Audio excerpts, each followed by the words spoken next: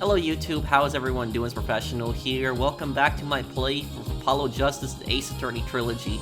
And if you guys are enjoying this playthrough, do drop a like on it. It does help the channel a lot. But anyways, let's continue from where we left off here.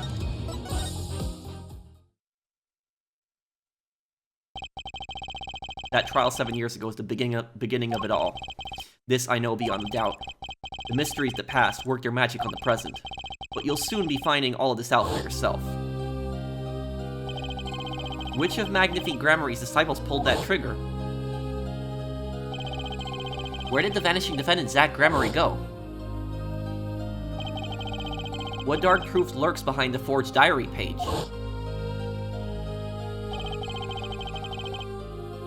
And what about the girl who was left behind?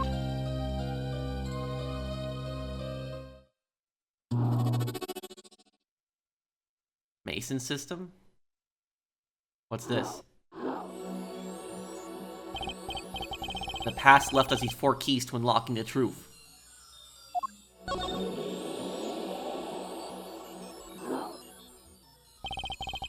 But that's not all. There are 4 keys in the present as well. And when all the questions have found their answers, the final trial will begin. But first, you must chase the truth through then and now. Think of it as a game. What? What is that? I, Phoenix Wright, will be your guide through this game. A terrible trial saw me present forged evidence. It ended half-finished, when the defendant vanished. What became of me after that? As your investigation proceeds, the answer will become clear. Oh, and one more thing. There is something I must tell you. As Apollo Justice has his bracelet, so too do I have my own weapon of sorts. My Magatama? What does it do, you ask? That I would have you see for yourself. Well now, shall we begin? Use L1 and R1 to jump between the past and the present, but let's begin 7 years ago, in the past. It is right after my last trial came to an abrupt end. Now that you know the game, let's play. What is this?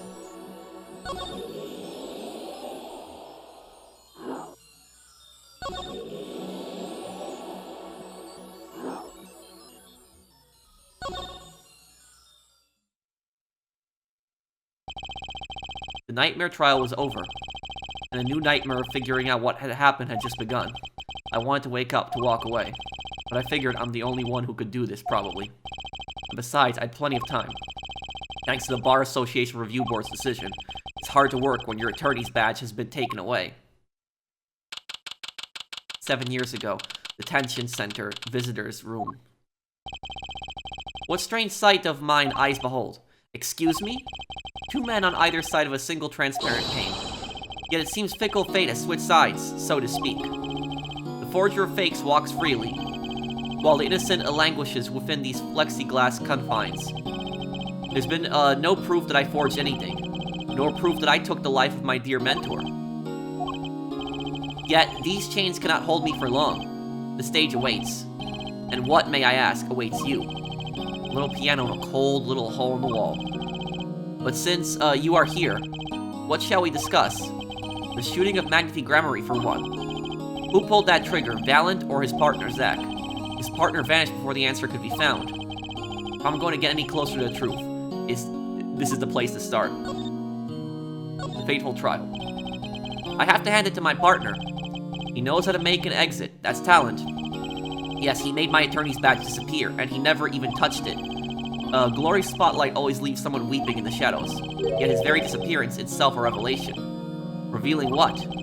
Zach Grammarye killed Magnifi. It's as good as a signed confession. That's certainly been public opinion's take on it.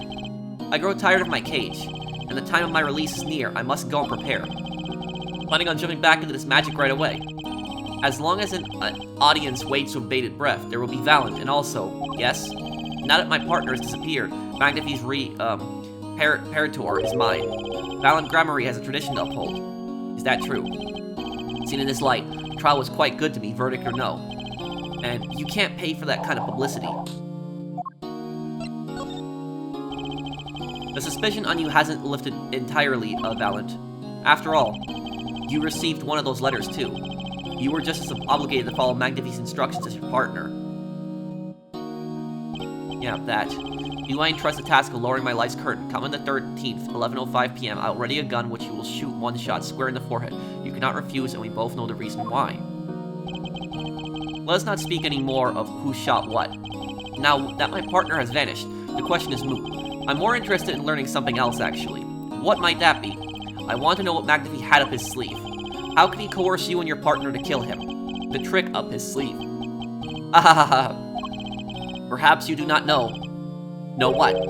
A great magician never reveals his secrets. Oh, Cyclops. I didn't think it would be that easy. So yeah, so Cyclops, this is something that was in the old Ace Attorney games when I played them. This is not, I haven't seen this once in Apollo Justice until now. But basically what Cyclops are, is when Cyclops appear, it means that somebody is hiding something. It means that somebody is not telling you the whole story, or they could be completely lying to you also. But the thing about the Cyclops is I remember that Magnifi thing that he has, I remember it was like a thing that Maya, his assistant, gave him, which was the spirit mediums, and he used that basically to see the Cyclops. The audience must remain in forever in the audience, bathing in the reflected glow of the spotlight. My Magatama, one of my most prized possessions, which I got during a certain case. It can show me the lock some people's hearts. And if I can unlock their hearts, they'll tell me their secrets. The Magatama starts it all, and the Magatama ends it.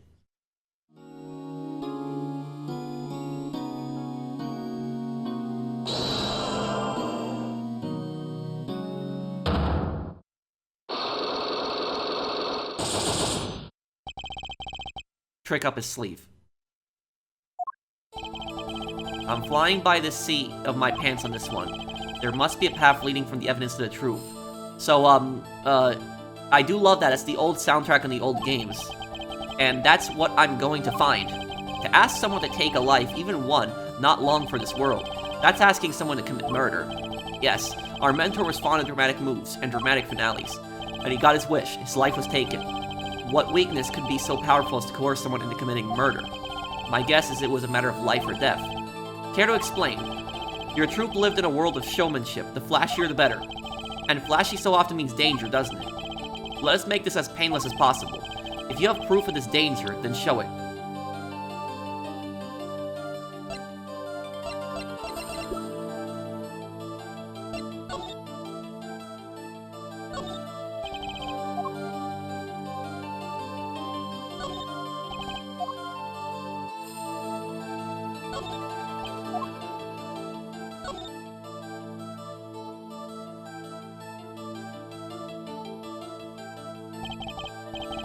Ripped out page. Now I see that everything has been a setup.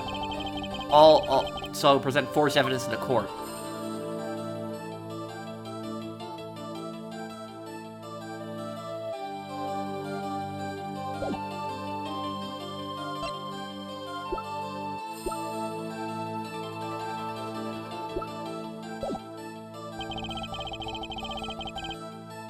I may not have enough evidence to pull this off.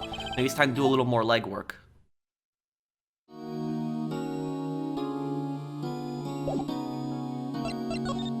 Present. Mr. Valen, could you look at this for me?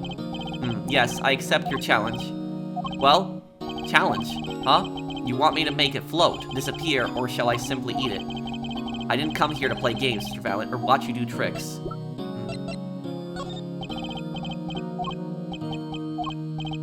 No, okay, looks like he's gonna be hard to talk to.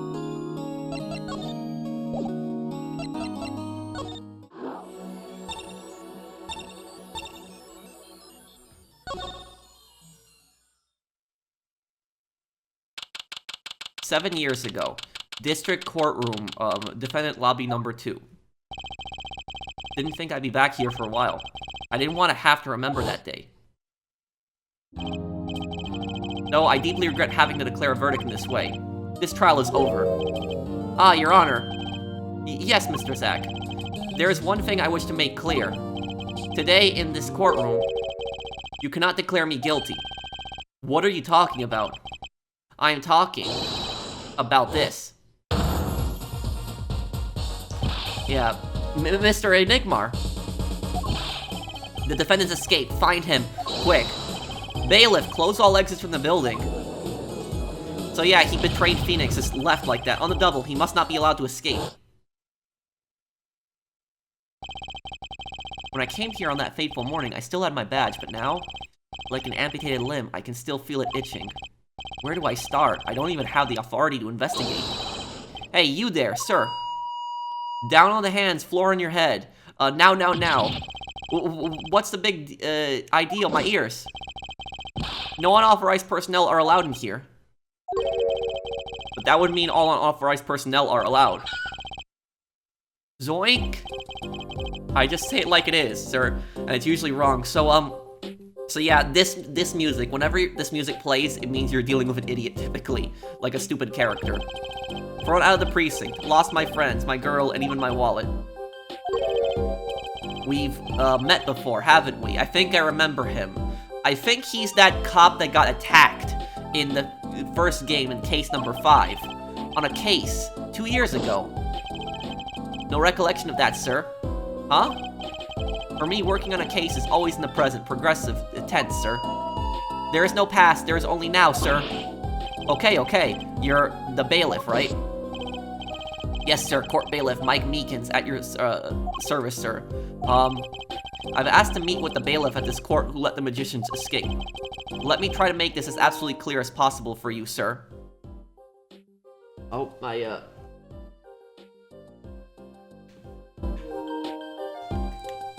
controller, sorry about that. It was me, sir. But you were a regular police officer once, right? Sometimes bad things happen to good people, sir. Something tells me it's a long story. Let's not go there. So, you were in charge of security at the time of the vanishing. I'm dying over here. Oh, it's a hard knock life, sir. Thrown out of the precinct, lost my friends, my girl, and even my wallet. Guess I wasn't the only victim. The last time we met, you were a police officer, right? In fact, you're still wearing your uniform. Sir, I wish I didn't have to tell you this, but last year tragedy struck a rising star at the precinct. I lost my case files 4 times. In 3 days, they fired me. That takes real talent, actually. They don't know what they're missing. So here I am, sir, forced to start from square one, a lowly bailiff. But your uniform... I took it with me as a souvenir to the day I was fired. That can't be legal. So, you were the one who let the magician get away that day. I'm dying over here. A star rises among the court bailiffs, full of hope, then tragedy strikes. Is there anything you can tell me about it? About Zach Grammarye's disappearance? Oh, the humanity! That's enough of that. Why yes, I say it was around 2 p.m. when I heard a commotion in court. I opened the door to see what might be amiss. The door slams open, slam, and some guy's face is right there in front of me, face. So, you saw someone suspicious coming your way. Yes, and I being a bailiff of little standing, I gave chase. I chased that silk hat all the way down the hall, sir. I have a diagram in the court building here. Aha, there's courtroom number 7, that's where I was, sir. All by myself, nary a friend to call my own. Okay, and which way did Zach Grammarye run after bursting through the courtroom door? He went up like this, and around the corner like that. So I, with no delay, ran after him with no delay.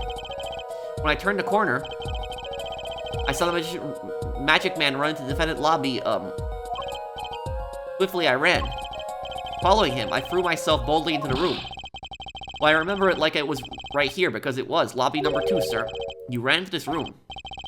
I don't see any place to hide in here. Believe it or not, sir, I didn't believe it. Here, in this room, the magician, gone, vanished like a puff of smoke. Except there wasn't even any smoke. He was just gone. That's impossible. Yes, that word. Oh, how many times have I said that word? Even the sound of it causes me indescribable pain. I'm dying.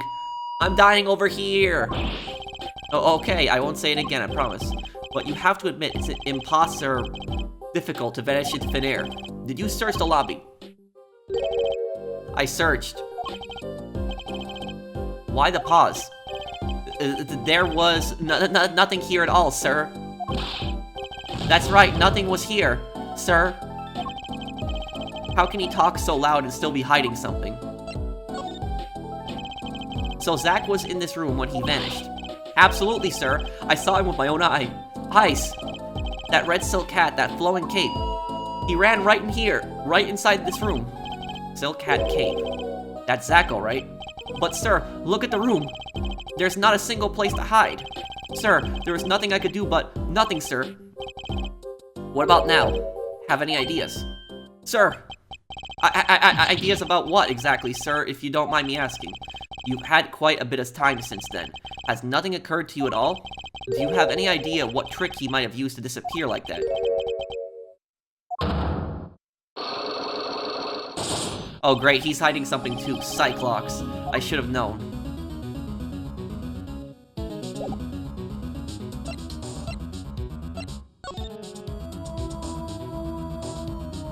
He disappeared in this room.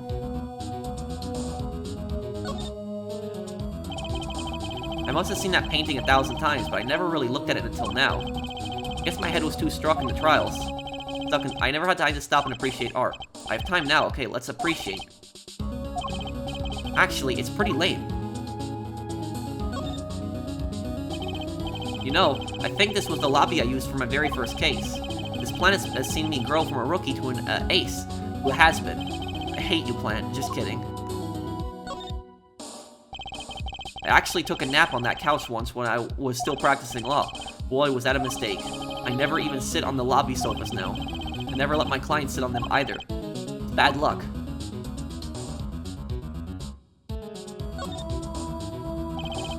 I guess this door was officially a prop at Zack Grammarye's last show. He passed through that lobby door and vanished, but to where? He choreographed that entire fateful trial according to his grand scenario. I hate magicians.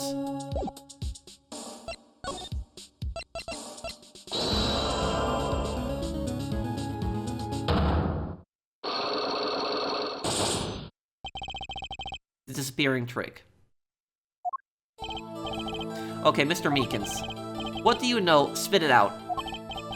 Hey, what's with the atmosphere in here all of a sudden? You know something, and I'm going to find out what. Zack Grammarye vanished from this room. How'd he do it? How, sir? Well, sir, I can't say sir. Why are you so nervous if you aren't hiding something? Well, sir, you see, at the time, sir, I was here and... Listen, it was impossible. What could such a little girl possibly do anyway? Little girl. What did you just say? Yerk! Sir, did I just say something, sir? No, you screamed it through that megaphone of yours.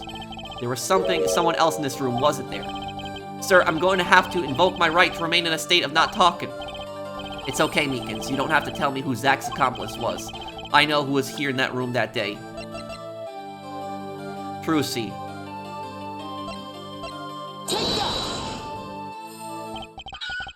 Sir, I've never seen that girl until just the other day. Mr. Meekins, I'm not buying it. Sir! Sir, that day, she was here in the room, sir. But he wasn't. You mean, you chased her into this room, not him. Sir, in my days as a police officer, literally days, I learned a thing or two. Okay, just one thing, but it was, not to mistake a girl for a 7-foot-tall magician. 7 feet, Zack isn't that tall, is he? You have a point. I find it hard to imagine that anyone would mistake a little girl for Zack Grammarye, but you saw something. And therein lies the trick. I think you know what it was, Mr. Meekins. Tell me, does this trick look familiar?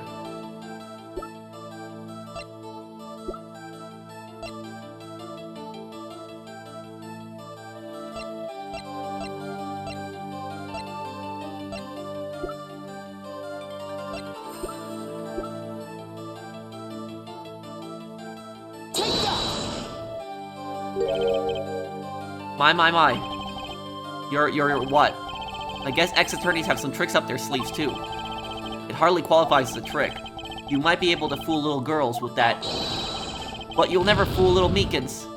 Okay, I need something else. Well, I think I put my foot into that one. Think you know what it was, Meekins. Tell me, does this trick look familiar? Yeah, I'm gonna have to... I may not have enough evidence right now to pull this off. Maybe it's time to do a little more legwork. We'll come back to him. We gotta find out what happened here exactly. 7 years ago. Wright & Co. Law Offices. Oh, morning, Daddy. Ah, I'm so glad you came. You okay, Daddy? They picking on you. Ha ha ha ha ha ha. I am fine as always. This old boy is here to help me after all. That young man to you? Good morning. That's a cute outfit you have on. Thanks. My first show's today, after all. 2 weeks had passed since then. I called her into my office. Trucy, there's something we need to talk about. It's been 2 weeks since your father disappeared. We need to start thinking about your future. I did some calling around. This is hard to say, but you have no living relatives. So, I was wondering if you wanted to stay with me for a while. Just until your daddy comes home. It won't be long. I hope. Of course, it's totally your choice. If you don't like it here, you can go wherever you'd like. I could look up some places you might like to stay at. This is so weird. Mr. Attorney, Daddy told me about you. He said I could trust you. Huh? Really? So if I stay here, does that mean you'll be my family? Huh? I guess so. Getting weirder. Mr. Attorney. Actually, why don't you call me Nick? Or you can call me Daddy if you'd like. It doesn't have to be today or anything. Oh, okay, say Daddy. That was quick. So that's why Trucy calls, Phoenix her father, Daddy. That was quick. Yes? If I move here, I have to switch schools, right? And I was thinking, I haven't paid for lunches at my last school for a year. So thanks, Daddy. Oh, and this office, it's a little black. A little color goes a long way, you know. Oh, and Daddy, you got fired from work, right? Don't you worry one bit. I'll work twice as hard. We'll make it through this. Trucy, how old are you? Oh, I'm 8. But don't let appearances deceive you. I'm a young professional. No, I'm the professional. Stick with me and you'll do just fine, Daddy. Thanks. Why does it feel like she's already in charge? The office. So, Daddy, you got fired from being a lawyer, right? You could at least kind of look aside or something when you say that. It's actually kind of hard for me, for Daddy. Oh, I'm sorry, Daddy. Wait, is that foolish pride? My other daddy always used to talk about that. Actually, that's pretty accurate. So here's my idea. We'll make a new office. Law just seems so stiff, doesn't it? And no one will be my friend at school that way. Well, that won't do, I guess. I just don't know much about anything other than law. Or even much about law, you were to ask some people. Maybe the problem is calling it in an office. We should run an agency instead. You mean, like a talent agency? Forgive me for asking, but doesn't that require talent? You've got me, don't ya? I'm a professional. No, I'm a professional. A professional. Yup. After all, I am directly descended from the famous Grammarye. Directly descended, he's your father. Oh. And now I'm directly descended from the famous Phoenix Wright, too. I think an 8-year-old just massaged my ego. Could you tell me a bit more about your daddy? Or Grammarye? Daddy, sure thing, Daddy. Which daddy was that again? Daddy's so amazing. The biggest star of the troupe Grammarye. And they're big. The Grammaries. They were on television a lot. Haven't seen them on much recently, come to think of it. Big magic happens when you put Zach and Val and Grammarye together, you know. Once they made a giant waterfall right there on the stage. And this giant trout swam up the giant waterfall. Let me guess, there was a giant fisherman waiting for him at the top? I wish I could have seen more of Daddy's magic. I shouldn't have brought it up so soon. I wonder what'll happen to me with Daddy and Mommy both gone. Mommy. Yeah, what about Mommy? I haven't heard anything about Trucy's mother. But I have my magic, and a great daddy even if he is unemployed. You know, I think the things are going to be okay. I wonder if she'll talk about her mother. The professional. Oh my god. The professional. That's an actual thing that we can choose, the professional. So Trucy, you're a professional. Yes, it's like that thing they say. Baby frogs grow up to be frogs. They say that. I always thought it was funny, though. What was? Aren't baby frogs called tadpoles? Maybe they thought it would be easier to understand that way for kids. How stupid. Right. So, in conclusion, you're a professional magician, Trucy. That's right. Well, wanna see a trick? You're going to do a magic trick. Please show me. Actually, I would like to see your trick. The future of the agency depends on it, after all. That's the spirit. Ready? Here goes. Ta-da!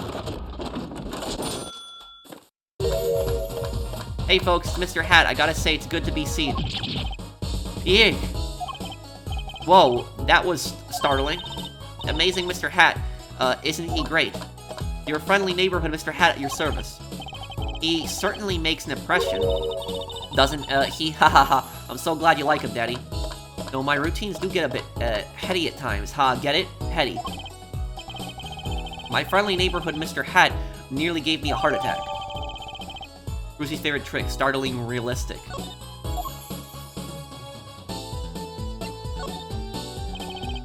Could you tell me about your mommy, if it's okay? Mommy was so pretty. She was like an angel up on stage.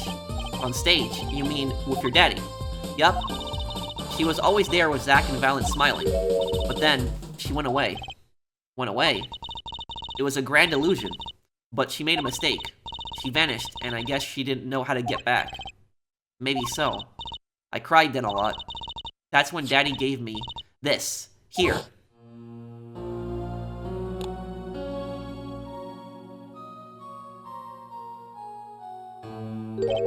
Is that Lammeror?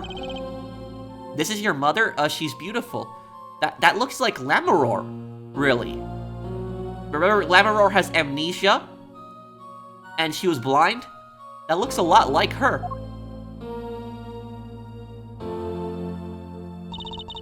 Her name's Thalassa Grammarye. Poor girl. I didn't know her mommy had gone missing. And now her daddy's vanished too, right before her eyes. Hey, Daddy, you won't... Don't worry, I won't vanish, I promise. Right, you can't even do magic. You're like a backup plan. Daddy always said to have a backup plan. I guess all I rate as is a backup plan. Paints a photo of Trucy's mother, Thalassa. I think that's probably enough for today. Sorry to ask you so much all at once like that. It's okay. After all, we're family. I just hope you're ready. The Right Talent Agency. Opens tomorrow. What? But are we representing anyone? Me and you. That makes two, Daddy. I think you need more than that to make an agency. Besides, you may be a magician, but I'm no talent. Oh, I'm sure there's something you're good at. Well, when you put it that way, you mean you don't have any tricks? No old standbys? This will not do. A boy should always have a trick or two in his pocket. Okay, I'll think of something. That's the spirit. See you bright and early tomorrow, Daddy. Welcome to the team, Daddy-o. The team, right.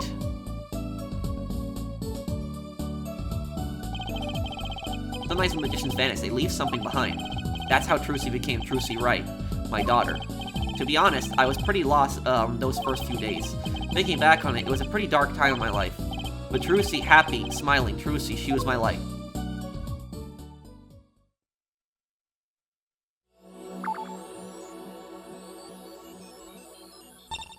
Okay, that's completed. Now we're gonna go back and talk to Meekins, because I think I know what he saw. Okay, I know what Meekins is hiding.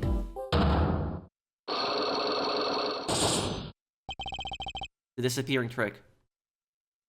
Okay, Mr. Meekins. What do you know? Spit it out. Hey. Who? But what's with the atmosphere in here all of a sudden? You know something, and I'm going to find out what. Zach Grammarye vanished from this room. How'd he do it? How, sir? Well, sir, I can't say sir. Why are you so nervous if you aren't hiding something? Well, sir, you see, at that time, sir, I was here and... listen, it was impossible! What could such a little girl possibly do anyway? Let me know if you guys like my Meekins impression that I'm doing, because I'm trying to sound like he would sound, kind of, imagining. What did you just say? Yerk, sir, did I just say something, sir? No, you screamed at it through that megaphone of yours. There was someone else in that room, wasn't there? Sir, I'm going to have to invoke my right to remain in a state of not talking. It's okay, Meekins. You don't have to tell me who Zach's accomplice was. I know who was here in that room that day. Trucy.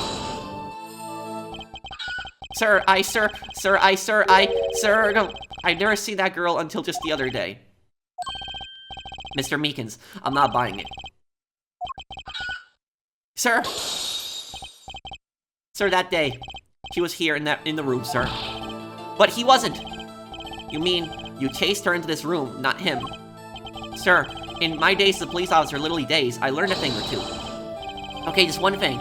But it was, not to mistake a girl for a 7-foot-tall magician. 7 feet? Zach isn't that tall, is he? You have a point. I find it hard to imagine anyone would mistake a little girl for Zach Grammarye. But you saw something. And therein lies the trick. I think you know what it was, Mr. Meekins. Tell me, does this trick look familiar?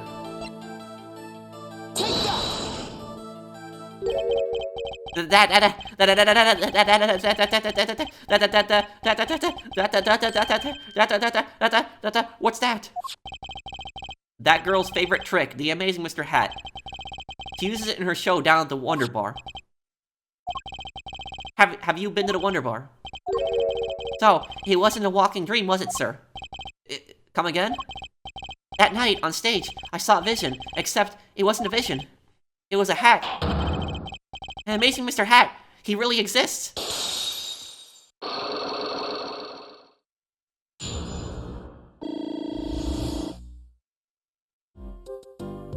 The vanishing trick.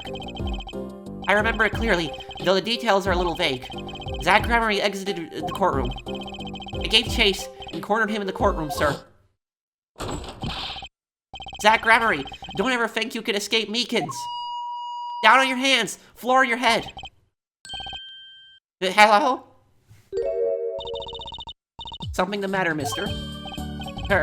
No, that is... Sir, I'm currently chasing a suspect, sir. Zach Grammarye, do you know him? Oh, I love Zach Grammarye. His magic is the best. I'm his biggest fan. I see, that's why you're wearing that costume you're wearing. Anyway, that very same Zach came into this room.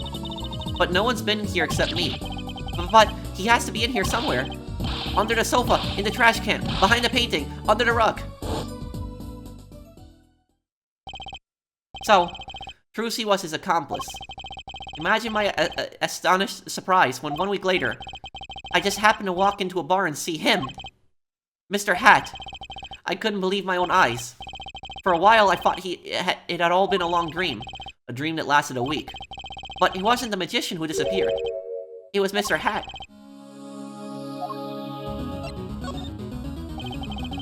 Though it seems complex, what really happened that day was quite simple. You were standing by the door, and out came Zach. But that wasn't all, so he went into lobby number 1, and Trucy made it look like he went to lobby number 2. Another person got in on the act, and she was standing in front of lobby number 2. Along with Mr. Hat. And that's the beauty of it, isn't it? So, while you are standing in shock and amazement, the magician rounds the corner, and most likely runs through the closest door into lobby number 1. This is where you come in, you turn the corner in rather lukewarm pursuit, and by that very moment, Trucy runs to lobby number 2, and then Zach at that moment got out. Then all she has to do is tuck away the amazing Mr. Hat. Sir, I only lost sight of him for the briefest of moments. Then I saw that cape, Zach Grammarye's red cape, fluttering like a cape. Astounding, sir. All my days of posing queries and making inquiries and chasing queries wasted. It was as if I could see them melting away like an ice cream cone left by the side of the road to die, or the scattered remains of a messily eaten chocolate pear fade. Such sweet sorrows. I'm sorry. I had no idea how much you'd suffer on account of this case. It's an honor, sir. I've apologized to people many times, sometimes more than once. But this is the first time anyone's ever apologized to me! Actually, about that girl. I'm sort of her guardian now. Is that so? Sir, you should know that I harbor no ill feelings whatsoever in my harbor. Okay. I let the defendant escape. That's a stone-cold truth. Just another step on my way from singing the blues to wearing the blues. Someday, sir, I'll be standing side by side with the great detective Gumshoe. Well, Gumshoe is kind of stupid, but he's not as stupid as this guy. Mr. Meekins, this is a free ticket to the show at the Wonder Bar. If you want... It's an honor, sir. Sir, I can't count the number of things I've had taken from me, sir. But no one's ever given me anything for free. Right, I'll see you in court next time, sir.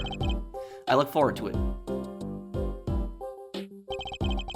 All eyes were on Zach Grammarye that day in court until his mysterious disappearance. Now part of the mystery has been revealed, but the magicians remained out of sight. It will be 7 years before I meet him again.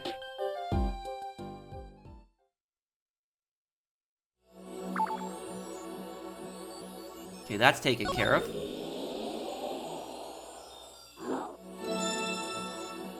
Borscht Bowl Club.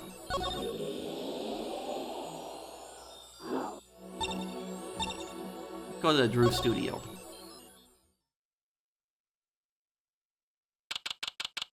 Seven years ago. Drew studio. I figured you'd come here sooner or later. I decided on sooner, Drew Misham, was it? I haven't done anything illegal. And I didn't come here to whine about past events. I wanted to ask you some questions. I suppose you have that right. That day, the entire court descended into chaos. Only you stood still, your eyes calmly watching. I admit, it made quite an impression on me. I'm used to finding myself in outrageous situations. Phoenix Wright, was it? I'll answer what I can. I'm not sure, but it feels like I'm being watched intensely. Oh, it's Vera. Ah, this is my daughter. Vera, say hello.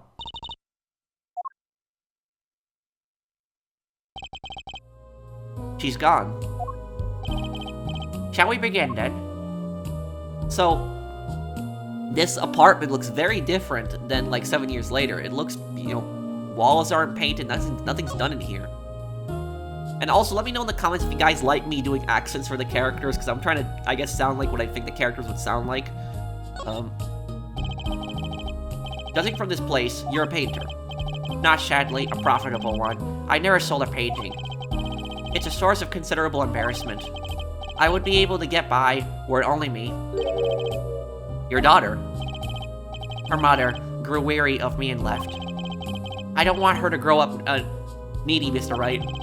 That is why I began my other occupation. Forgeries. Don't look at me with those eyes. I know what it is that I do. More than half of the paintings they bring me are stolen. And who knows what my copies are used for. But some of your works aren't paintings, correct? You may not believe me when I tell you this, but that was my first work outside of painting. What? To think it would be used as evidence in a murder trial. I never even imagined the possibility. Then why did you take the job? I was well paid. Very well paid. I think he feels worse about it than I do. The past is hard to escape. Honestly, the sooner I can put this behind me, the better. With apologies to you, of course. Sorry, but it's not going to be quite so easy. He's trying to forget what he made. Looks like I'll have to remind him.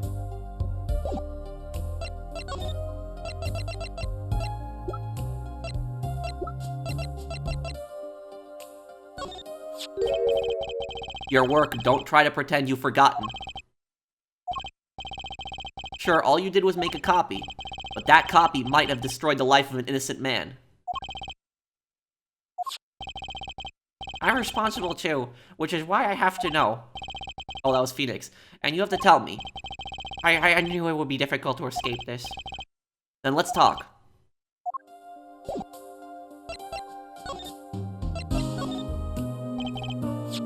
Well then, ready to tell me about this work you did? It was unlike anything I had attempted before. I guess it would be a little different from paintings.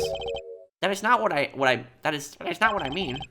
In all my previous work, it sufficed to create a copy. This wasn't a copy? The client gave me 2 things that day. The first was a sample page as reference. The second, a printed document I can only surmise was written by my client. So you used the real writing as a reference to reproduce what the client wrote? Yes, as I said, it was my first job of that nature. So, who was your client? As I said in court, I do not know. Really, even for such a suspicious request. If it was me, I'd want to know as much as I could about that requester. I never met them. Not personally, Oh, great. Cyclops. Ah, Cyclops, of course. It seems like you're still hiding something. Something about this work.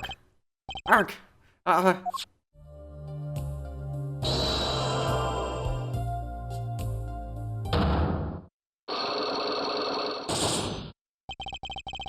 You're hiding something. Let's hear it then. So, about this guy, is this guy saying that his wife left him and he's struggling to get by, but we know he's not the forger. His daughter is the forger. So is he doing that to basically take the blame for his daughter's crimes? Or is he just basically using his daughter? That's the thing, is to make money, because that's what I'm curious about this guy, if he's a bad guy. What are you hiding from me, Mr. Misham? I'm sorry, but I really don't know. I never met the client. True, when I asked the client's name, there were no Cyclops in sight. Regardless, you're hiding something. You have to be, otherwise it wouldn't make any sense. Why are you doing this to me? Well, I've made my stand, no backing down now. So what's Mr. Misham hiding?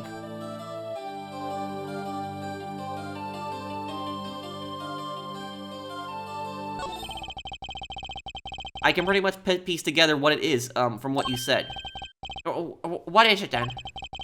You told me what you knew about the client, and I couldn't see any Cyclops. Psycholox? Is this some sort of asylum security? Or a new hairstyle, perhaps? But then, they did show up, didn't they? Who is your client? As I said in court, I do not know. Really? Even for such a suspicious request? If it was me, I'd want to know as much as I could about the requester. I had never met them. Not personally, Not personally. Those words triggered the Cyclops. Again with the Psycholox. Now, I really must know what they are. So you didn't meet with the client. But someone else did.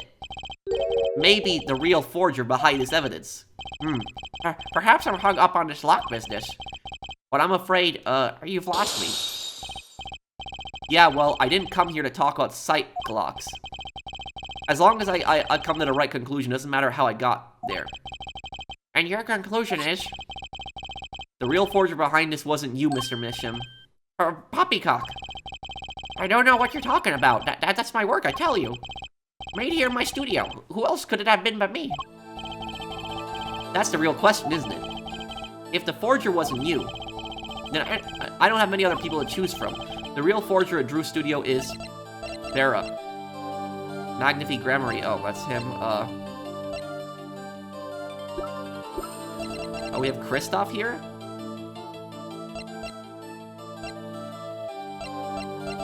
Apollo Justice is only 15? What?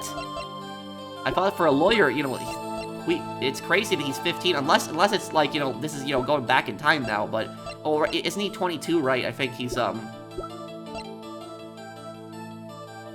arrested on suspicion of poisoning her father. Drew Misham, currently on trial. So yeah, so this is, you know, 7 years before, so he's 22. Okay, so it's Vera. The real forger is your daughter, Vera Misham, isn't it? Ridiculous! My daughter's only 12 years old, Mr. Wright. I've always been more one for landscapes, not surrealism. Nice comeback, but you're shaking in your boots. I've got you now. The only two people with access to the studio are you and your daughter. The psych locks tell me you're not the forger, which makes your daughter the only possibility. I feel very much on the verge of going psycho-lock myself.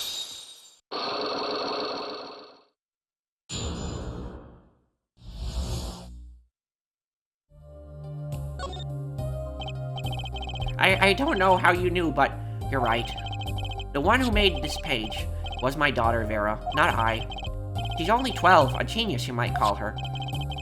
A precocious little girl, outshining her father. There's been a lot of that going around recently.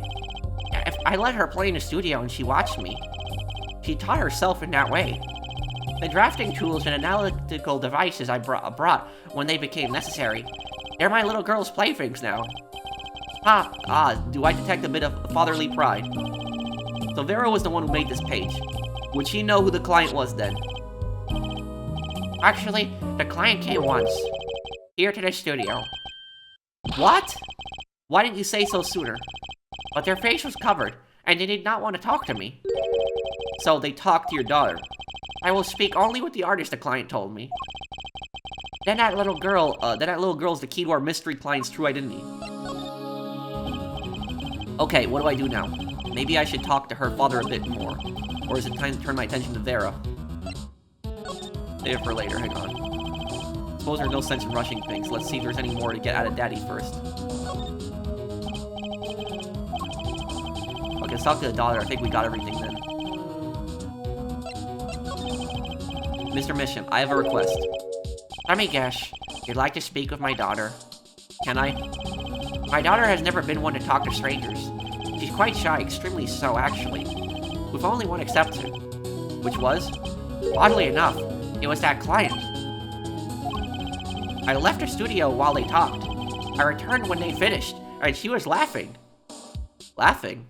Yeah, well, why would you leave your daughter, here with, like, some, some creepy guy that's, like, masked?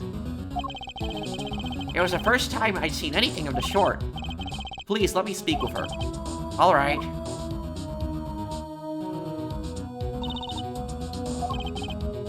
Uh-oh, this could be tough. Vera, was it? I would like you to have a friendly chat. I'm Phoenix Wright, ex-lawyer and pianist. I'm still looking for the keys that say do re mi. Can't find them anywhere. I'm no good at this. I need something to get through this girl. Vera, was it? Hi, would you like to have a friendly chat? I'm Phoenix Wright, ex-lawyer and pianist. Still looking for the keys that say do re mi. Can't find them anywhere. I'm no good at this. I need something to get through this girl.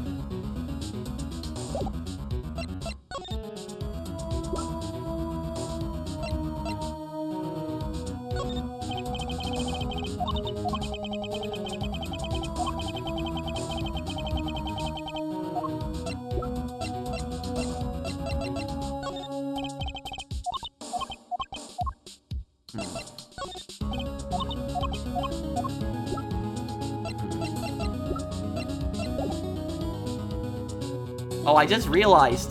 If you actually go in the evidence, Phoenix doesn't have his attorney's badge anymore. I just realized that too.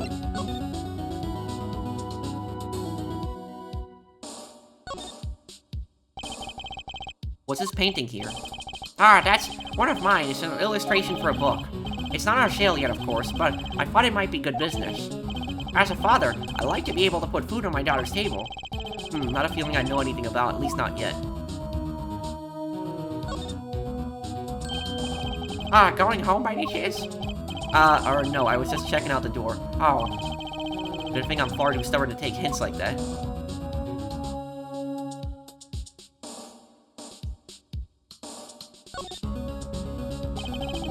Paints are scattered all around, probably the one he's currently using. There's something very artistic about a messy room. Not that this is anything compared to my office. I guess that would make my office a masterpiece.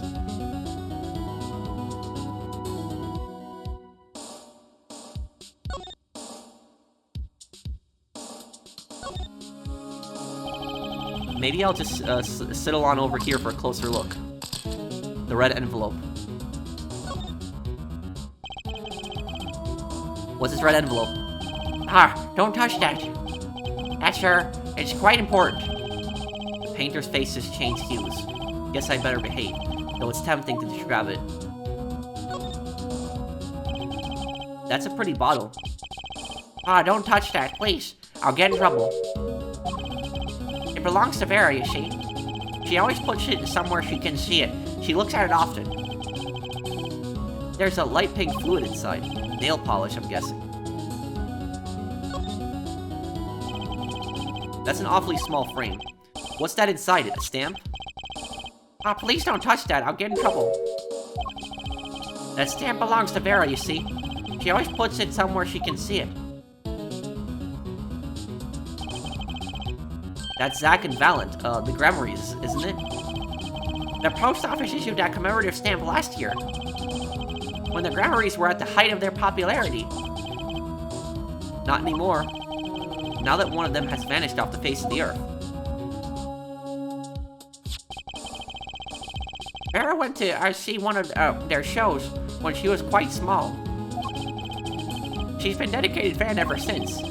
She watched them every time they came on TV until the end. I see. That stamp's quite hard to come by here. I still wonder how she got her hands on it. Commemorative stamp showing the troupe Grammarye. This is you and Vera. Yes, we took that one quite recently. I know, I'm a painter. Why not paint a portrait instead? I've never been that good at people, unfortunately. Ah, right. Shouldn't you practice?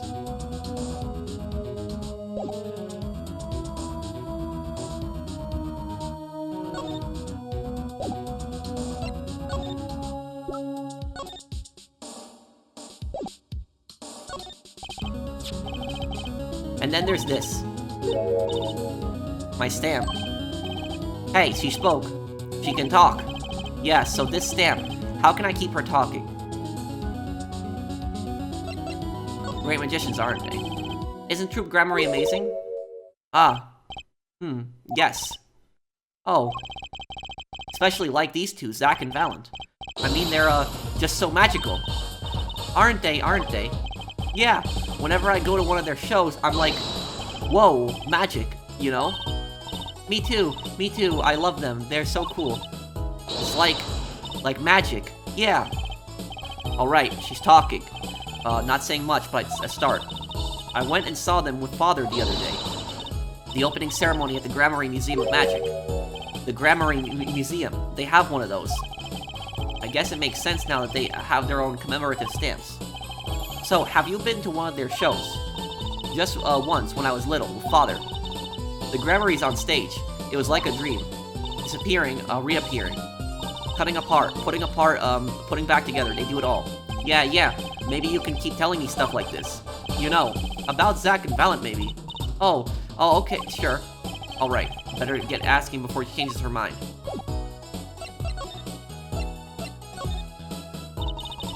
I don't go outside much. I like to paint in here. Why don't you like the outside? There's bad people out there. Well, true, but there's lots of good people too. Actually, I should tell you. She was almost kidnapped once. Kidnapped? Since then, she's been, well, you can see for yourself. She refuses to leave the house. I see. Wait, but that doesn't make sense. She said she went to the Grammarye Museum. With you, in fact. Yes, actually. She was quite insistent on it, much to my surprise. That was the first and last time she expressed such a desire to me. That person gave me a good luck charm. Good luck charm? For when I absolutely had to go outside. Yes, apparently she received something. A gift.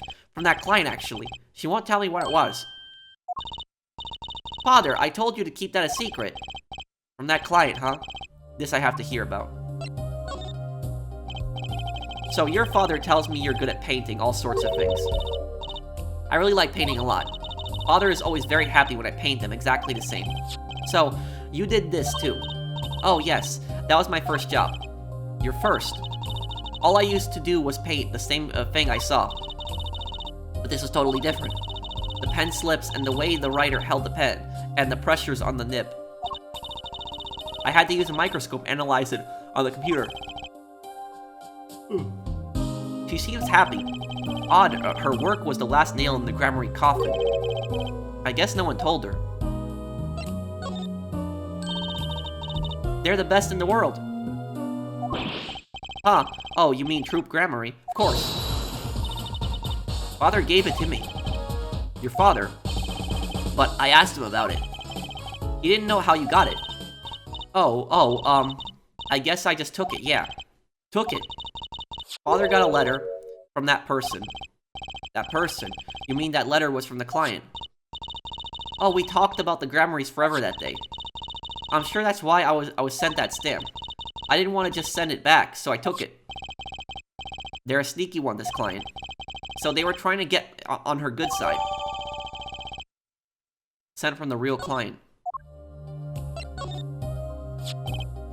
So, you met the person that asked you to do this job. And you talked with them. What's this about a good luck charm you received? I can't talk about it. Eh? If I do, it won't work anymore. That's what I was told. Yeah, but I really have to know. Oh, great. Right, time to do some psych unlocking.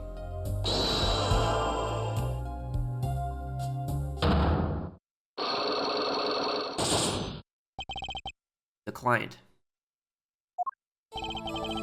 You seem to trust this client, quite a lot in fact. Because they gave you the stamp. No, that's not why. They listened to me, to my problem. The problem that keeps her inside all the time. Don't go outside if you don't want to. That's what they told me. But when I absolutely have to go out, all I had to do was use a good luck charm. A good luck charm that your client gave you. I think I know what your client might have given you, actually. Is this your good luck charm?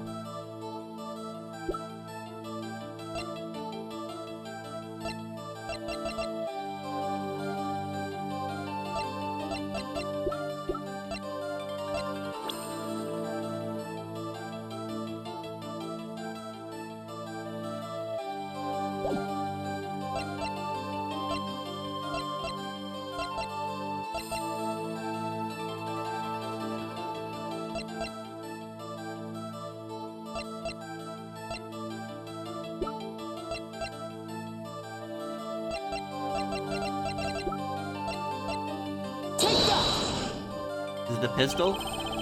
This isn't very good luck. I don't know what would.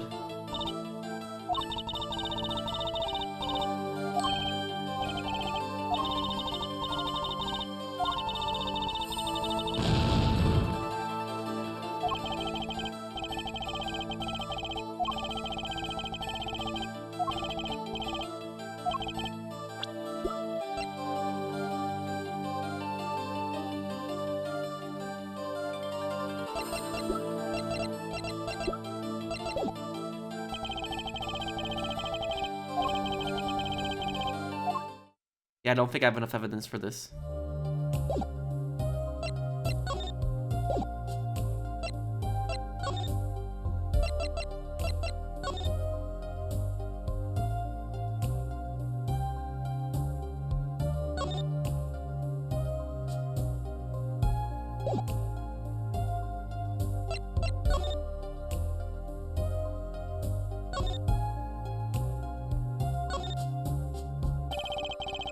These are some finished paintings stacked here. They don't look all that bad, really.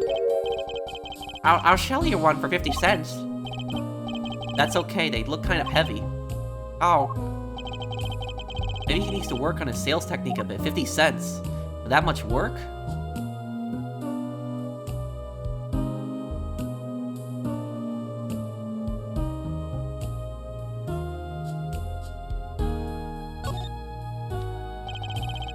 Use these gizmos for painting? They're pretty elaborate. Ah, those aren't for painting. They're for analyzing. Paint composition, age, every conceivable angle. Tools of the forgery trade, I guess.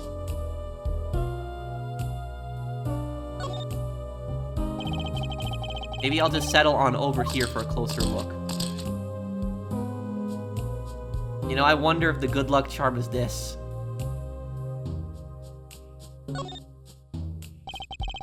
That's an awfully small frame. There's a commemorative stamp on the Grammarye's inside.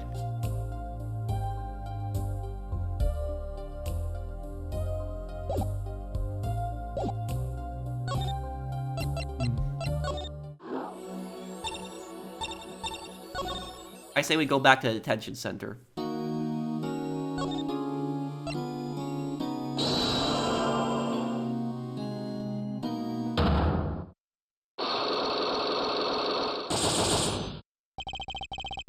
The trick up his sleeve. I'm flying by the seat of my pants this one. There must be a path leading from the evidence to the truth. And that's what I'm going to find. Ask someone to take a life, even one not too long for this world. That's asking someone to commit murder. Yes, our mentor was fond of dramatic moves and dramatic finales. And there he got his wish, his life was taken. What's weakness could be so powerful as coerce someone into committing murder? My guess is it was a matter of life or death. Care to explain? Your troupe lived in a world of showmanship. The flashier the better. And flashy so often means danger, doesn't it? Let's make this as painless as possible. If you have proof of this danger, then show it.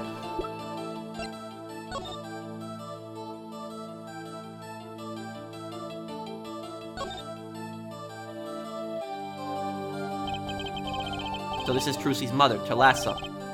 She's pretty. I can picture her on stage with Zach. Still, she looks like a down-to-earth type too. Guess Trucy takes after her.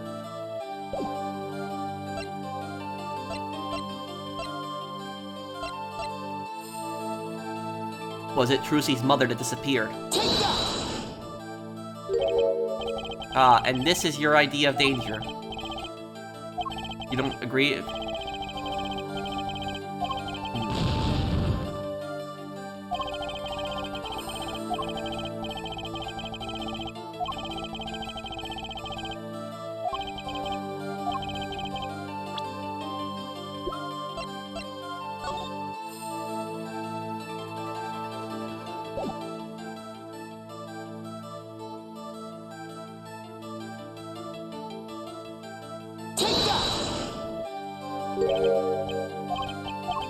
Ah, crap. This is gonna suck. Okay.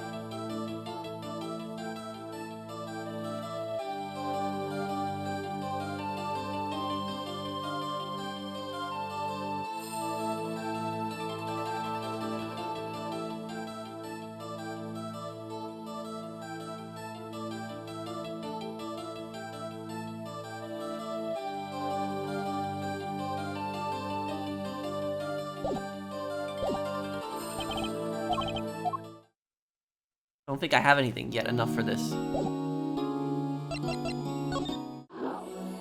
I'll come back to that.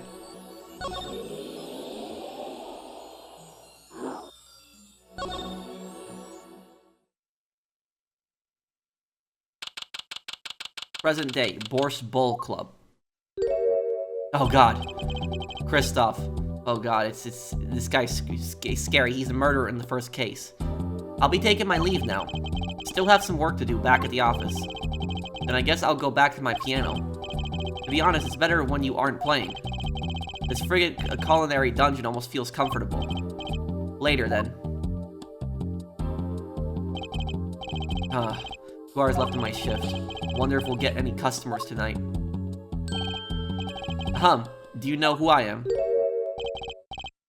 Who I am, no, but if you hum it, I can play it. It's Zach Grammarye. Just kidding, I don't do requests. How about a different sort of request? You see, I play cards. Oh, a customer. I was just hoping someone would come in and save me from my night at the Keys. I seek a true competition. I heard the Borscht Bull Club is the place for this. Now I see the rumor is true. And this is?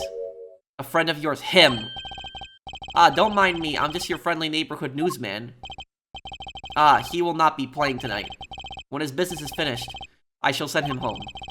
This competition will be between us, no others. The Right Talent Agency represents 2 artists, and I'm number 2. I play piano, well, sort of. It's actually just a front for my real talent, which is playing poker. Don't ask me how I got started, I don't remember. But I'm good, real good. It didn't take long for the rumors to get around. Go to the Borscht Bull Club if you want a real game. That guy's never lost. People don't come to hear me tickle the ivory. They come to watch me play cards.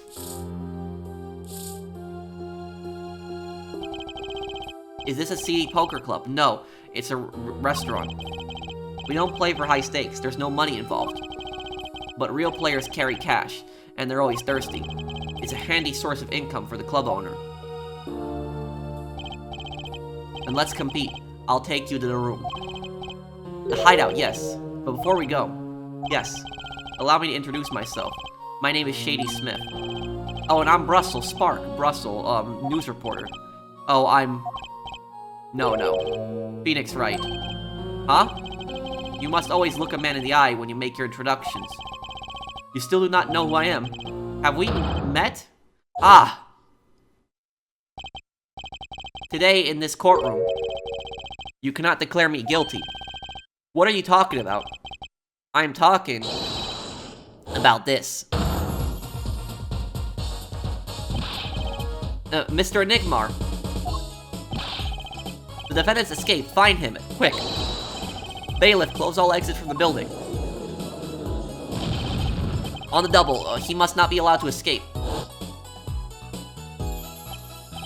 You can't be. But you're... Zach Grammarye?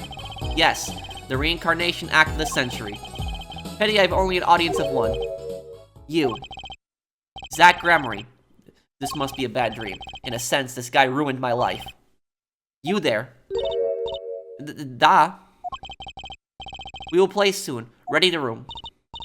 Da, I will be preparing the hideout for you. Are you really him, the Zach Grammarye? Now, I'm Shady Smith, remember this.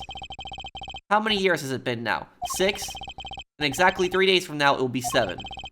I caused you, much inconvenience, I fear. Yeah, you could say that. Is she well? Trucy, I mean. She's fine. I've got her working already, hope you don't mind. I need her, hardly express my gratitude, but you have it. This is why I have come. That and to settle a matter of cards. By which you mean poker. Those eyes. He's serious. I despise losing above all else. And so I've decided that I will win tonight, no matter what it takes. I know this guy's type, and they're dangerous. Everything's about the competition, all else is secondary. Perhaps we should take this time to talk before we play. I know you have much to ask me. And you. So this is the photo when they were sitting down and talking. This is what this is. The meaning of competition. This is from the first case. We competed that day 7 years ago, too. Yes, you must have been surprised. Called to the detention center out of the blue. 2, 1. Showdown time.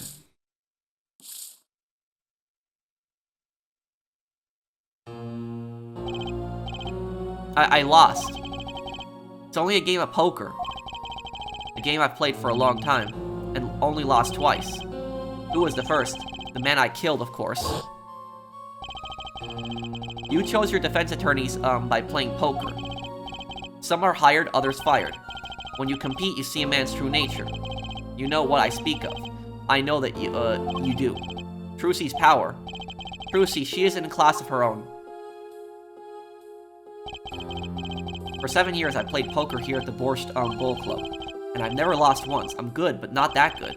I win because whenever there's a big game, I bring in Trucy. And she sends me signals. Daddy, he's got a good hand. You might have a chance if you act quick. Better call him soon.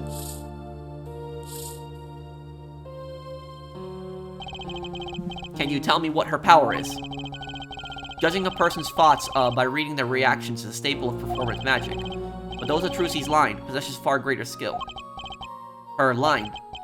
Recall you were the second man to whom I've lost. Magnifi Grammarye. That was the first time I learned of this power, as you call it. Wait, so you're saying her power is genetic? It's just in the Grammarye blood or something? Blood. Oh, great. I'm sorry, but it is not something I told lightly to outsiders. And it's nothing you need to know at this time. It's some kind of Grammarye secret then, fine. She's 15 this year. She's still trying her best to follow in your footsteps, you know. I see. When I planned my disappearing act, it was the thought of her alone that gave me pause. Wait, you were planning on vanishing from the get-go? Yes, and for that I must apologize. However, I could not be found guilty that day because of this. This. A transferal of rights. You see the signatures? Transferal. That's Magnifi Grammarye's signature, isn't it? I hereby give all my rights to the secret staging and performance of my magic, the recipient name below. Recipient Zach Grammarye, Magnifi Grammarye. The recipient name below. And the recipient's name is you, Zach Grammarye. Yes, it is I. Wait, this page looks torn. You recall the diary, yes? First, take a close look at this diary. Know that the page has been clearly ripped out. As it just so happens, I have here what I believe to be the missing page. Wait, let me see that. How could I forget? That scrap of paper lost me my attorney's badge. This is the real page that was torn from the book. Magnifi gave it to me that night. You could have told me this earlier, like 7 years earlier. Once again, I must apologize. It was all I could do to prepare for my escape from that courtroom. The greatest of Magnifi Grammarye's illusions are true art. As such, they are well protected by this document. Only its bearer may perform his illusions on stage. Sounds like a pretty important thing to have if you're his disciple. As the rightful heir to his art, I too wanted a rightful heir. So did Valant kill Magnifi and Zach just so he could have all the rights to it? Is that why? Rightful. I'm sure you know who I chose as my successor. Your daughter. That is why I've risked all to come here tonight. Russell. Sir. Here you go. What's this? A letter passing the rights I've inherited to Trucy. I would have you sign here as a witness. But, I'm not a lawyer anymore. And you need a public notary besides. I may not look it, but I'm a certified notary. You are. By day, I wear a notary's glasses and hunt for news. And it can't be a coincidence that this was the reporter who interviewed also, Drew Misham.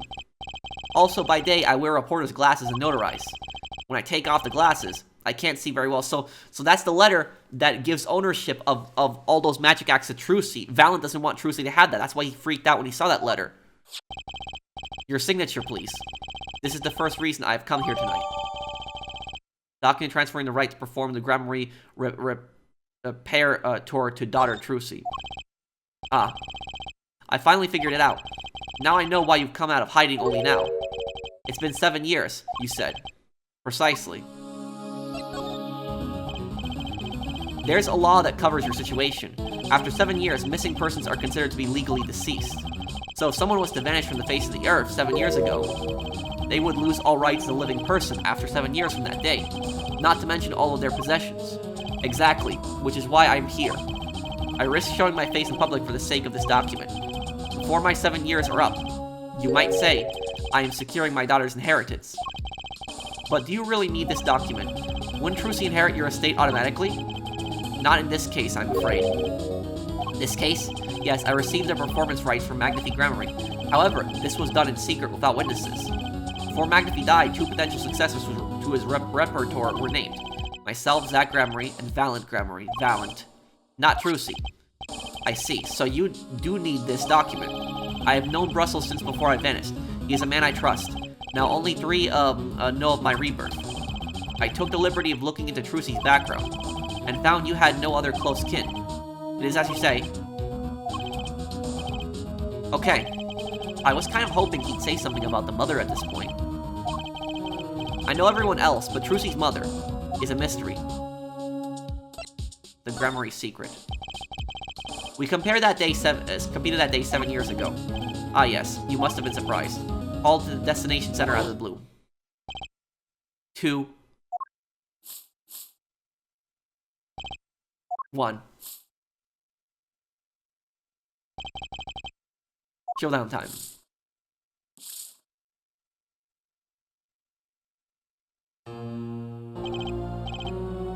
I lost. It's only a game of poker. A game I've played for a long time, and only lost twice. Who was the first? The man I killed, of course. You chose your defense attorneys by playing poker. Some are hired, others fired. When you compete, you see a man's true nature. You know what I speak of, know what they do. Trucy's power. Trucy, she's in a class of her own. For 7 years, I played poker at your Borscht Bowl Club. I never lost, once. I'm good, but not that good. I win because whenever there's a big game, I bring in Trucy. And she sends me signals. Daddy, he's got a good hand. You might have a chance if you act quick. Better call him soon.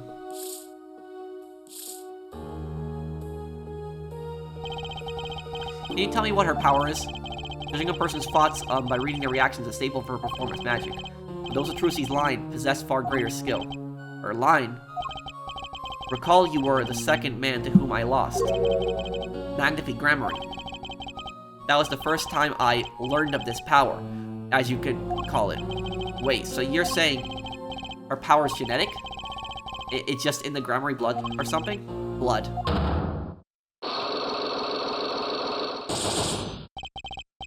I'm sorry, but it is not something I told lightly to outsiders. It's nothing you need to know at this time. Some kind of Grammarye secret then. Fine.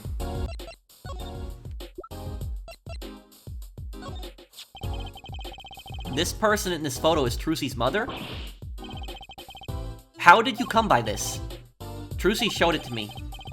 She said her mother was gone. Then it is so. Huh? She is gone. What more is there to say? Lots? Ah, I know. Whoa, you're still here. According to my in-depth research, Trucy's mother, Magnifi, Grammarye's only daughter, end quote. Trucy's mother's Magnifi, Grammarye's only daughter. What? Magnifi? What? Magnifi's daughter? Is this true, Mr. Zack? Russell, you say too much. Hey, why am I the bad guy? Why? Zack decked him. In any case, Mr. Wright, this discussion is over. The last of Grammarye, she's the most mysterious of the whole lot. I need to gather me some more evidence clearly. Well, the prelude may have been longer than the main attraction. Shall we begin our game? My final competition. Final, why? As you said, I have come out of hiding today to make this document legally binding. Once that is done, I shall slip once more underground. Without seeing your daughter, it would be best if I did not. 7 years ago we played. 7 years ago I lost. I already lost to Magnifi. I do not care to lose to another. And I have heard that you never lose. It's just a rumor. Yes, for it is impossible to never lose, unless one has an ace up one's sleeve. As a magician, it causes me no end of irritation. To think a mere lawyer might be out there pulling the wool over so many eyes. Hey, I just signed your document for you. Maybe you could try lightening up. That was that. This is this. For my final competition, I will destroy your perfect record, Phoenix Wright. This will be my final performance. You are warned. This guy is beyond serious. So much for a fun evening of cards. Russell, you may leave. Ah, but it's your last game. I mean, what a scoop. I punch and I punch, but still, it is not enough. I just remembered a future or prior engagement. Toodles, gentlemen. Oh, and nice meeting you, Piano Man. Well, creepy reporter is gone. Okay. Then let us begin. Dealer. Da, that means yes in Russian. You will be witness to our competition. Da, it is honor for me. Why haven't I seen her around here before? Ah, that reminds me. So he probably brought her in. He brought her in to help him cheat. That's basically what it was. Ah, that reminds me. I saw a familiar face as I entered this restaurant. He did not seem to notice me, however. Gavin, I believe was his name. You know him? After a fashion, listen, Phoenix Wright. One can learn much from a true competition. Remember this. Because Clavier is... Kristoff and Clavier are brothers, twin brothers. They have the same last name, Gavin. So he probably thought that it was Clavier, but it's really Kristoff that he saw. The Grammarye power. I was close to understanding it, but I needed more. And I knew where to get it. Trucy's mother. I need to meet that reporter again, that was clear. And one other thing. From the moment my final competition with Zack began that night, a name was running through my head. The name of a man now in prison. A name Zack Grammarye knew, but how and why?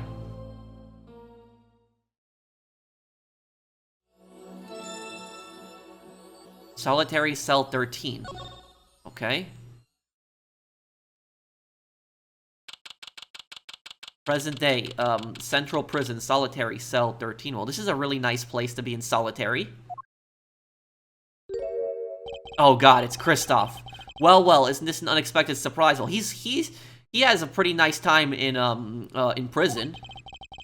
What errand brings you down to my cramped confines? Gavin. Is this your idea of revenge, Phoenix Wright?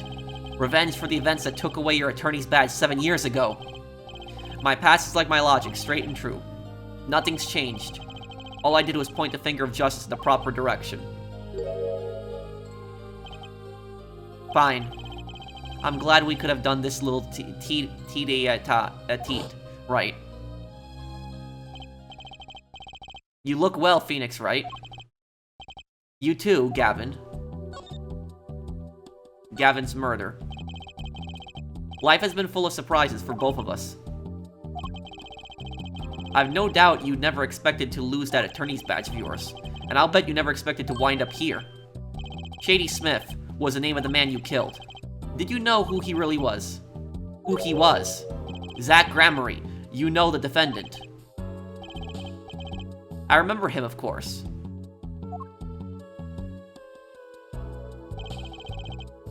But you say you say Smith was Zach? Impossible. Don't ever even try to tell me it was a coincidence. What did I just say? Life is full of surprises, don't you think? After that trial, you were arrested and found guilty, but your motive was never made clear. A mistake I plan to remedy. You're not an attorney anymore, Phoenix Wright. What possible conclusion do you think this investigation of yours can lead to? I killed a man named Smith with a bottle because I am an evil human being.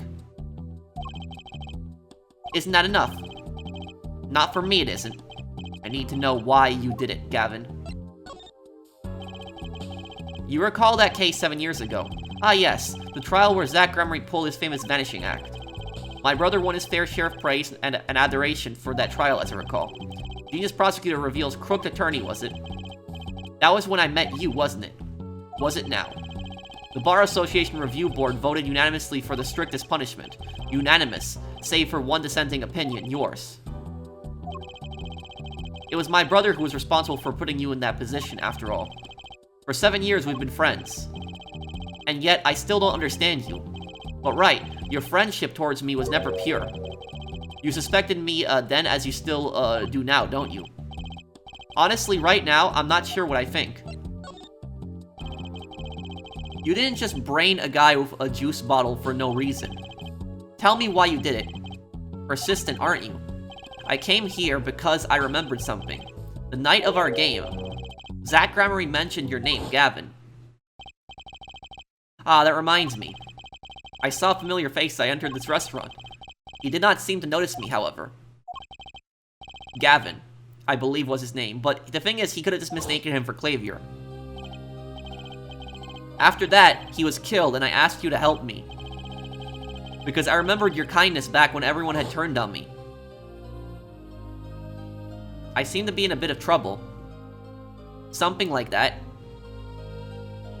Dead, someone hit him hard.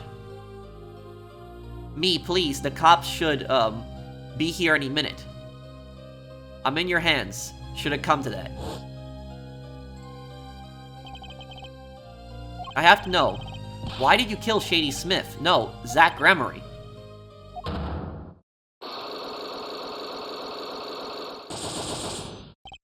Damn! Whoa! I've never seen Cyclops like these. Dark, cold, full of despair. Can I even unlock these things? Something wrong, right? No, it's nothing. You shouldn't push yourself so hard. Life is to be taken easy, you know. He's doing his nails. And it's the exact same thing that the girl had in her apartment, that Vera had.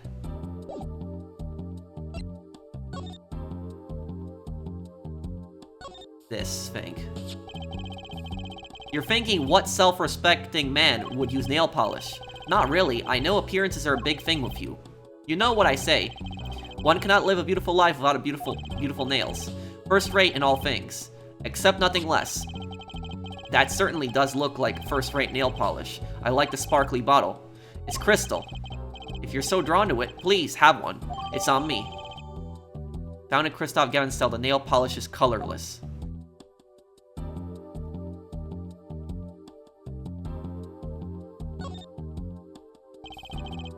Nice roses. You taking care of this one here? Ah yes, she's surprisingly delicate, you know. Requires careful tending, but she is my best friend, as they say. Best? Come on now, I'm starting to feel bad for you. Oh? Of course. She's known to bite if handled roughly. Your rose bites. I was speaking of the photo next to the rose. My retriever, Von Go, cute but feisty.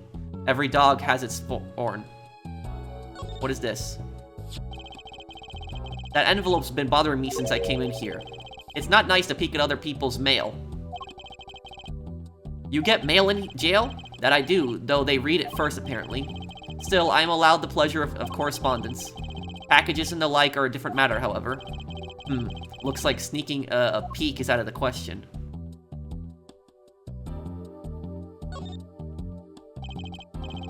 It's strange, you know?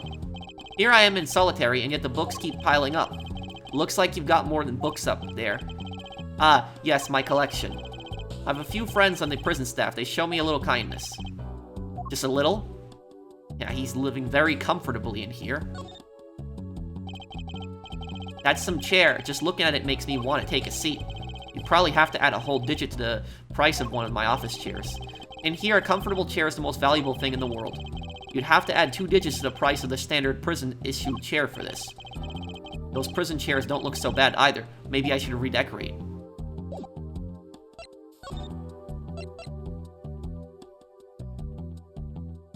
Yeah, I can't even attempt that psych lock. Okay, I'm gonna go to the past here. Go to the Drew studio. I got a feeling the nail polish is the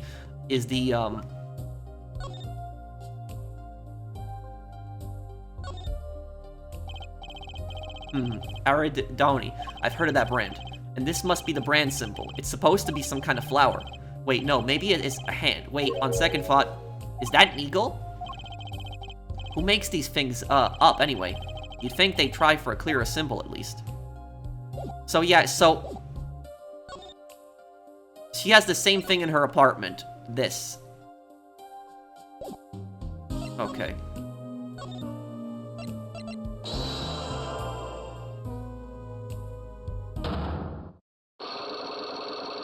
Kinda weird how we're going from something from the future now to the past, the client.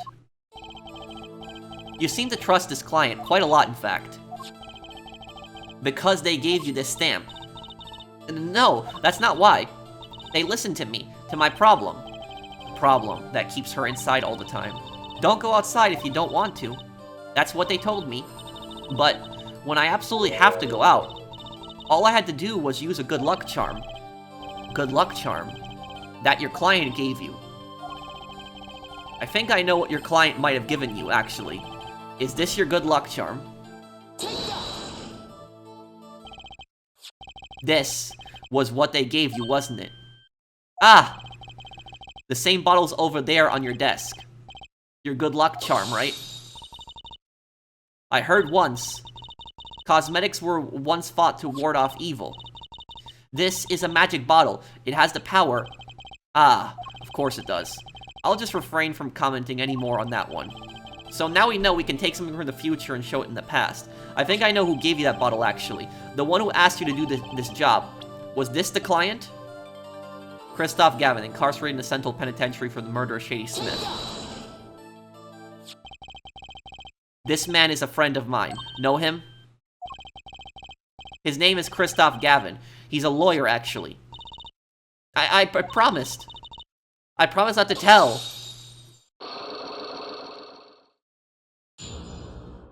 There we go. We got it.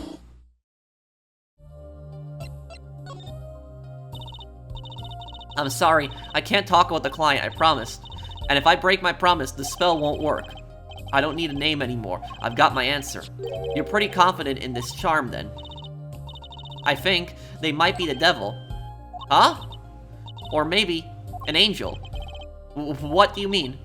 I saw it, or I think I saw it, when they gave me this. I saw the devil's face. What is she talking about? Are you saying the client's face looked like the devil's? No, the client was gentle, with a gentle smile. So where'd you see this devil then? It was so quick, I don't remember well. But that's when I knew. That person wasn't like other people. That's why I believe in my good luck charm. I'm not sure what this devil she saw was, but it's pretty clear that Kristoff Gavin has her charmed. Well, I think that's all. I'll be leaving now. I am sorry for what happened. If you want to apologize, try my client Zach Grammarye. Did I do something bad? What makes you think that? Your eyes, they're sad, very sad. I'll put on my smile next time I come, promise. I hope to see you smile then too, Vera. Oh, okay. Take care. Thinking back on my first encounter with the young forger, I witnessed something of a vital importance that day. Of course, by the time I realized it, it was already too late. What did he realize?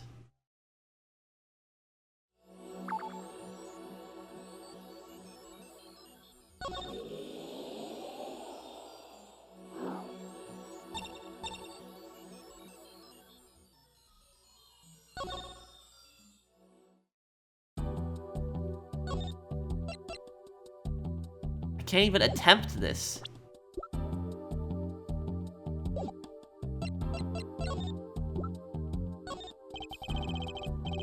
What do you think about this, Gavin?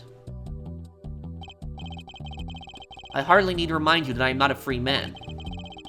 I care little about the outside world, save advances in chair technology. No information forthcoming there, I guess. He is the client, but does that mean he tried to poison Vera?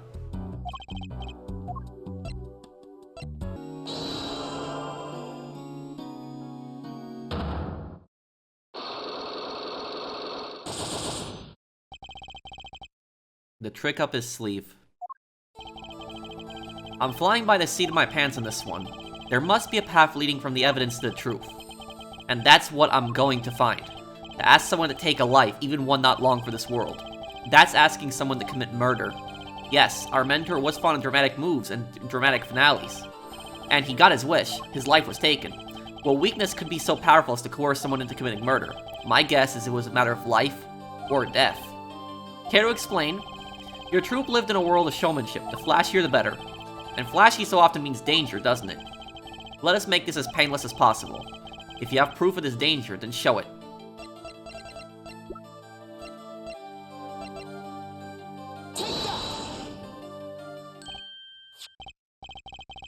Why, that's one of ours. Specially designed for your show, I gather. A single bullet, one shot. What are you suggesting? So, the thing about this is I was struggling to figure out what I had to show him and that the danger, and apparently it's the pistol. Like, I was a bit confused on that. We are magicians, Mr. Wright, not murderers. I'm not crying murder, Mr. Valent. I'm crying something far more tragic. An accident. Zack and Valent's quick draw shoot him. How long has it been since those shots were last heard? Was the shoot 'em cancelled because someone might get hurt? Of course. What other reason could there be? Well, it could have been cancelled because someone had already been hurt. Fascinating, my Faustian forgiving friend. But tell me, what can you prove with a single pistol? Well, tell me what would have happened if there had been an accident. What if one of your bullets took a life on stage? The performance of magic is not concerned with what ifs. It is concerned with precision. Precisely whom do you claim we shot? Looks like I've chosen the right path. Let's just hope he walks it with me. A life was sacrificed so that the show might go on. And this show us who it was.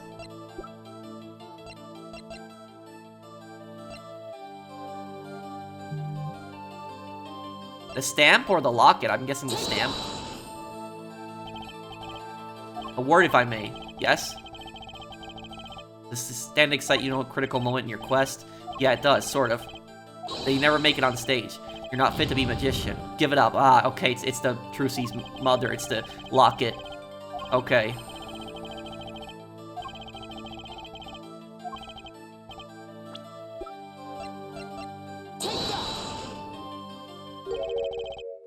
But that's Zach Grammarye's wife and Trucy's mother.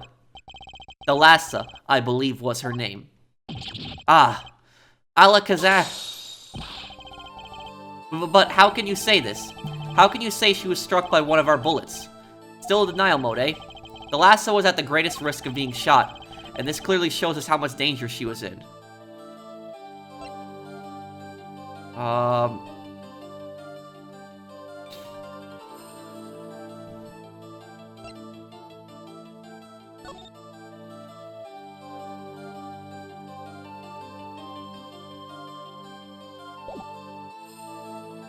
The stamp, because she stands in the middle of them?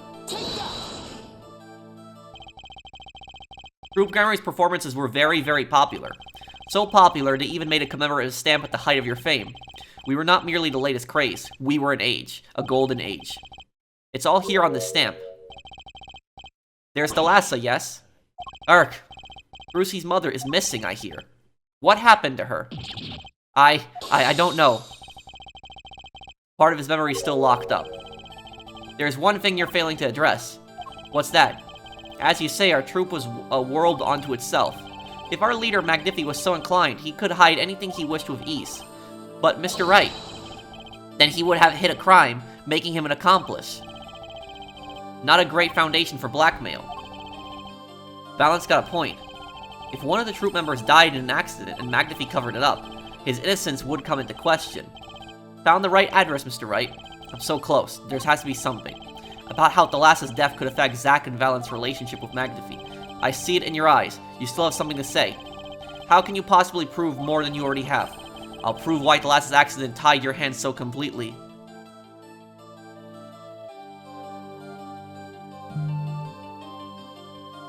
I'll prove why Thalassa's accident tied your hands so completely. With a person. It's going to take a little knowledge of the players to crack this one. The accidental death of Zack's wife tied both your hands. This information proves why Magnifi held so much power over you.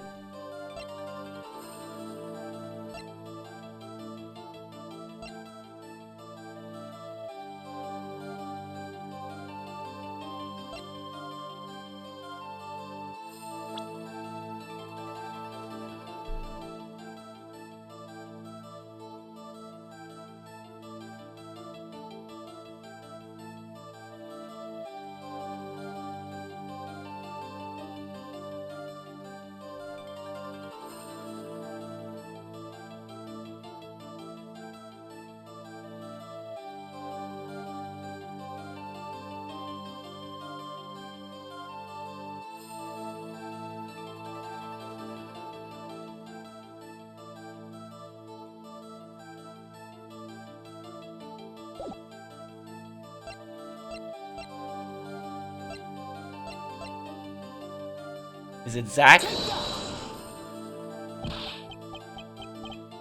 No.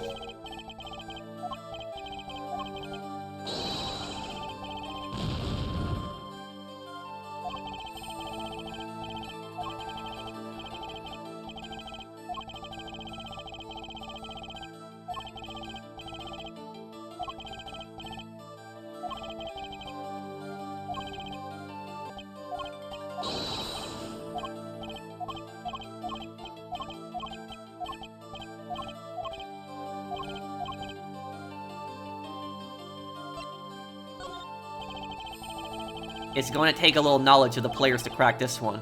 The accidental death of Zack's wife tied both your hands, and this information proves why Magnifi held so much power over you. Trucy's mother and the daughter of Magnifi Grammarye. Whereabouts unknown. So I got it a little bit wrong. I thought Trucy was Magnifi's daughter for a moment, but it's actually Thalassa.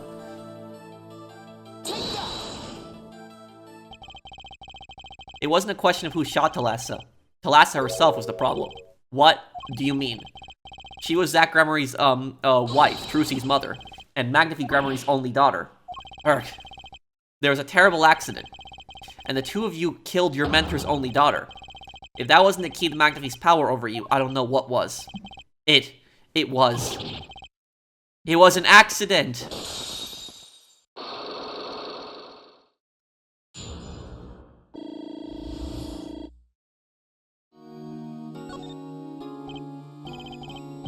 There's no proof, none at all. But Thalassa went missing. And your mentor blackmailed both of his disciples. It doesn't take a genius to put one and one together. Ours was a complex family. You mean True Grammarye. The master Magnifi Grammarye, his only daughter, and his 2 disciples. That does sound like a recipe for disaster, doesn't it? Do not be tempted into faulty flights of fancy. Yes, there was an accident, but that is all it was. An accident. Zack and Valens tour de force. The guns blaze, the bullets fly, straight towards the beautiful body on stage. And then crashing, pow, into everything but her. Now that is magic. It happened one day when we were practicing. Same trick with a new twist. And tragedy.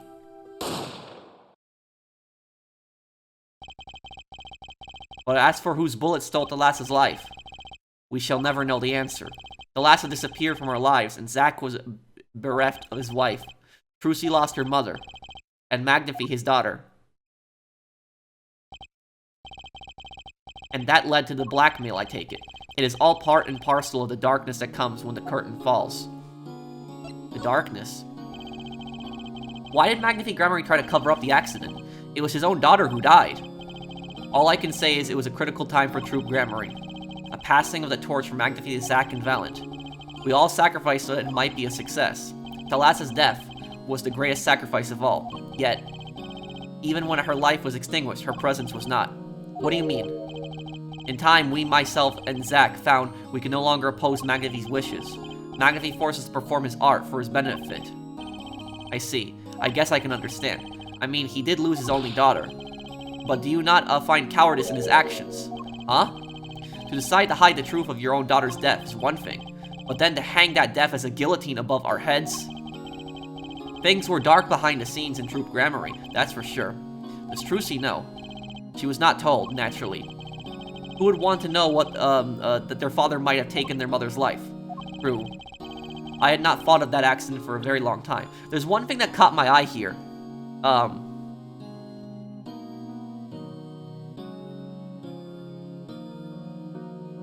Even when her life was extinguished, her presence was not. Her life was extinguished, but her presence was not. Lammeror looks a lot like her, and Lammeror has amnesia. I think that's what he means, that her life was extinguished, but her presence was not. She doesn't remember anything from her past life, but she's still physically there.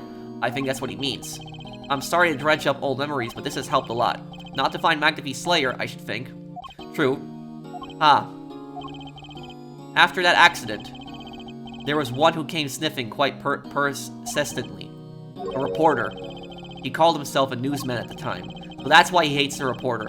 Often I spied him lurking about the dressing room doing his research. Would you happen to remember his name? What was his name? Sorry, I have forgotten. But in the course of his interviewing, he became quite close to my partner, Zack. I liked him not. I see. His name, I do not recall, but his scent, the cloying aroma of mint. Yes, whenever he smiled, which was far too often. I see. Thanks for your help. It does no good to interfere with the past, Mr. Wright. You will not uncover answers, only wounds. I'm sorry. I'd begun to notice a dark curtain hanging over True Grammarye, and I began to realize what I had to do. I had to protect Trucy from that darkness. The reporter he mentioned. The newsman, I never learned who that was at the time. Though I've got a pretty good idea who it is now. That smile and the sickly, sweet smell of mint. The last floss fin thread connecting Zack Grammarye to this world. Sooner or later, I'd have to track him down.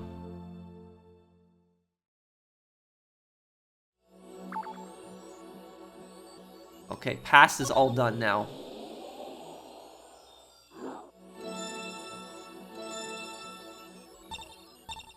Oh, we unlocked 2 new scenes. Okay.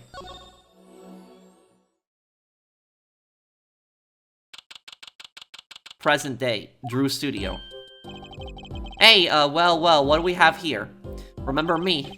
Of course I remember you. Journalist meets ex-attorney in bar, end quote. Oh my god, this guy. Can I ask what you're doing here? Mr. Misham was poisoned, and his daughters... Oh yes, I know. Oh, how I know, yes. It's caused me no end of grief, to be honest. Journalist wished he tracked down case just a little quicker, end quote. Were you on the trail of this case the whole time? Zack Grammarye was a good friend. Zack said something to that effect back at the Bourse Bowl Club. What a character, what a man.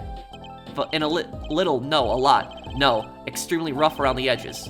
Do you think I could ask you a few questions? Oh, you serious? I mean, I'm usually the interviewer, not interviewee. Journalists ask questions, not other way around. End quote. Fine, shoot, I don't care. People have been asking me all sorts of things lately. Family of forgers. It was tragic what happened to Drew Misham and his daughter. Forgery is a serious crime and they paid the price. You know what really did them in though, don't you? Yes, a forged diary page. The night I interviewed him, I found out something about Mr. Misham I hadn't known. What's that? You know he always felt like he was being watched? Every day for 7 years. Walls have ears, potatoes have eyes. End quote. Being watched? You mean he felt guilty? No, I'm not talking about feelings here. You know I felt watched, too. The whole time I've been on this case, no less. Journalist gets tingling sensation on the back of neck, freaks out, end quote. Because you felt guilty. Why would I feel guilty? You felt like you were being watched, huh? I wonder what it all means. Paranoia. Drew Misham felt like he was being watched. And you along with him. You sure it wasn't just nerves? Nerves? No, it's nothing so mundane. I stopped paying attention to my nerves a long time ago. But I felt it too. Journalists sure he's being watched, end quote. Don't you wonder why Zach Grammarye got rubbed out after 7 years? Right after coming into contact with me? He completely vanishes from that courtroom. Then for 7 years, he talks to no one, not a soul. Then just as the remaining time was almost up, he contacts me in order to have this made. And then, he dies. Starting to put the pieces together, are we? And you were being watched this whole time. Maybe not just me, maybe you were too. Maybe me. Who's watching us? I met Zach through that case, actually. You mean the shooting of Magnifi Grammarye? No, before that. It's not widely known. You mean the accident during the quick draw shoot-'em practice. My, you're well informed. You should have seen me back then. I dug up quite the scoop. I wanted it all. Money, fame, women, a little puppy, all for me. I was younger then, and my days and nights smelled of fresher mint than they do now. Valiant Grammarye did mention one particular nosy reporter. In fact, I was on close speaking terms with Magnifi Grammarye at the time. I knew his daughter too, of course. Thalassa, was it? Really? Then Thalassa disappeared, quite suddenly at that. And Magnifi wouldn't say a word about it. Yeah, my evil habit got the better of me. Journalist catches scent of a scoop, goes on feeding frenzy. End quote. I set up a one-on-one interview with Thalassa's husband, see? Zach Grammarye. Something strange was in the air over at Troop Grammarye in those days. The whole screwy mentor controlling disciples scene started by then, I'm guessing. Thalassa, she was part of it all, right? Come on, you can't tell me, off the record. Sorry, I don't know. Anyway, I kept prying and eventually became friends with Zach. Sure, he punched me once or twice or 5 times, but over time he came to see me as his confidant. He'd been waiting this whole time, 7 years, eh? Waiting? For his big comeback, of course. A big revival of the Magnifi miracle. Of course, it was all a dream. Because of this. The performance rights. In the absence of any official documents, he was golden. Who's to say the old man didn't give his rights to both Zach and Valiant? So Valiant waited until Zach died, legally at least. The time finally comes, and Valiant's like a kid on Christmas morning. He's getting ready for his show at the Sunshine Coliseum, you know? If that document sees the legal light of day, it's going to put a bit of damper on the big show. Now I'm starting to get very suspicious of Valiant. He's a sorry one, that Valiant Grammarye. Lost out to his partner at work, and in love, too. Love? It's the same old story, really. 2 disciples and their mentor's only daughter. What has 3 sides and all of them pointy? A love triangle. Huh? That is pretty classy. So, Valiant was in love with her, too? When you're in a performing troupe, that's your world. It's like family. One with an entire high school worth of drama, intrigue, and backstabbing. So it's like the French Revolution? And in the middle of this all, Thalassa has Trucy. And then she dies. I need to find out more about this Thalassa.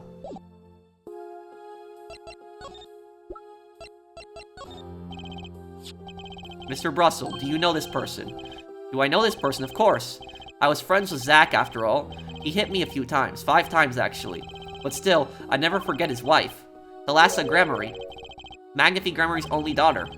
Do you think you could tell me more about her? Well, why the heck not? I guess that worked. So Thalassa married Zack and had Trucy, see? It was her second marriage, actually. You mean she was divorced? I hadn't heard this one before. Not quite. Her late husband was a performer, too. Apparently, he died during some gig. Tragic, really. They had only been married 1 year. I didn't know. Ah, but she was a beauty. I still carry a portrait photo of her around, you know.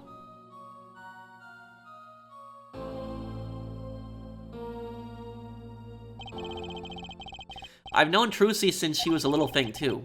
She got the better deal, really. She's got you for family, after all. What do you mean? Just reminiscing, you know? Thalassa has another child besides Trucy.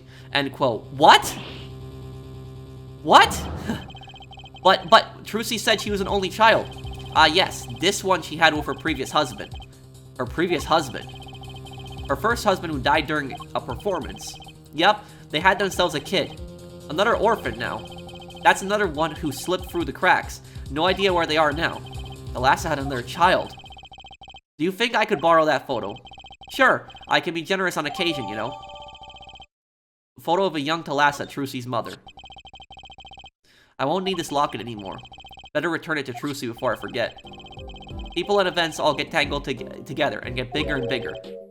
Don't you think? I was too busy wondering about bigger, to listen to what you were saying. Sometimes you just gotta accept that you won't be able to untangle it all, I think. Maybe so, but still, I have to do what I can. And I have to tell what I have to find those who come next. Next, you say. I'm not the one who will close the curtains on this little play. Apparently, that's not my role anymore. Magnifi. I was just wondering what Magnifi would think of all this. What do you mean? Haven't you seen it in Trucy? She's got his power. You mean how I can't lie to Trucy? It was the same with Magnifi, and with his daughter, Thalassa. It's a strange thing, you think it's some Grammarye gene. Magnifi told me once back when Zack married Thalassa. He said Zack had good eyes, but not good like a Grammarye's eyes. Not that good. I wonder if Zack ever played a game of poker with his wife. Who knows what that Grammarye secret was? Maybe nobody now that Zack's gone. Zack Grammarye. The plot had finally begun to reveal itself. It sprouted from a warp in the Grammarye fabric and grew swallowed everything, wrapping itself around the Grammarye's power.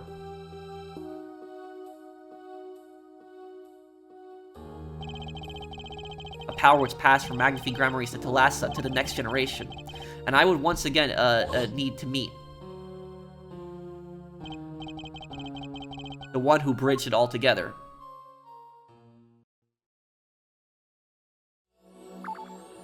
Okay, that's taken care of. Let's go to the Coliseum. See what's going on there. Sunshine Coliseum. Well, this is a blast from the distant past. Long time no see, Mr. Valent. 7 years has it been. Frankly, I didn't think I'd ever see you again. Actually, I came because there's something I want to ask you. I've spoken to the press. I have nothing more to say. I've spoken to a lot of people myself and come to conclusions. But then I realized I needed to hear it from you. Magnifi Grammarye. I have walked a difficult road these past 7 years, because you couldn't perform Magnifi's tour. Do not be deceived. Valent's skill is the real deal. I do not require my mentor's hand me downs. No, it was my partner who showed me on my way. Zack Grammarye. His rather well-performed disappearing act 7 years ago was the end. Or so I thought. Zack Grammarye's murdered our mentor and fled to escape punishment for his crime. You said something to that effect 7 years ago, didn't you? I remember it as if it were only yesterday. Yet, that was not the way of it in the end. For a while he vanished. The suspicious upon my own person never did. His partner Zack vanished to protect him. That's what those thieving magpies of a press said. I had no idea. Yet that very same press comes to me now, feigning interest. They cover the greatest magic show in history as if it were a vaudevillian distraction. Vaudevillian distraction. And here I must stand, smiling at them all. What am I, if not a player of some fiendish farce? Might I suggest it's because you never made it clear what happened. Magnifi's death is still a mystery to this day. Which is why I came here to get the answer from you.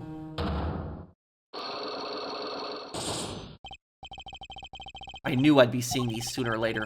The audience has no business stepping upon the stage. They must be content to sit and stare at the spotlight. That sounds a lot like something I'd heard 7 years ago. Okay, let's see if we can break him.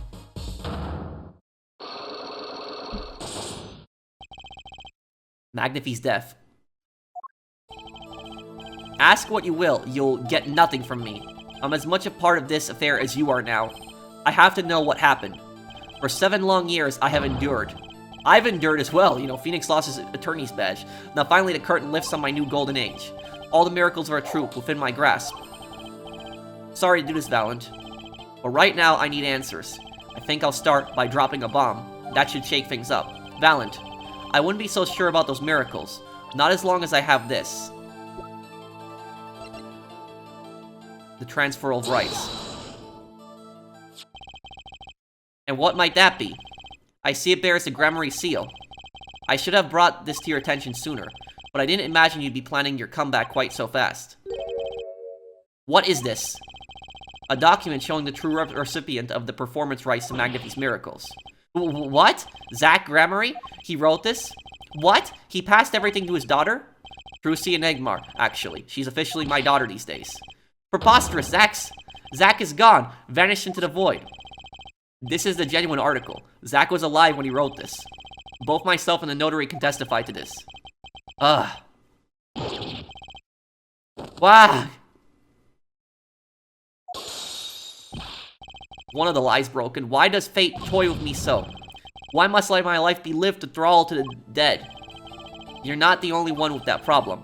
But he shot Magnifi, yes. It was Zach. It was. And then he left, and my career as a magician fell into darkness. Did you think there might be some way out of it? Say, if you could prove Zach Grammarye shot Magnifi. Was that why you testified? Yes, my way out. It should have been my way out. Well, it might not be too late, Mr. Valant. All you need is a way to prove your case. Who really killed Magnifi Grammarye?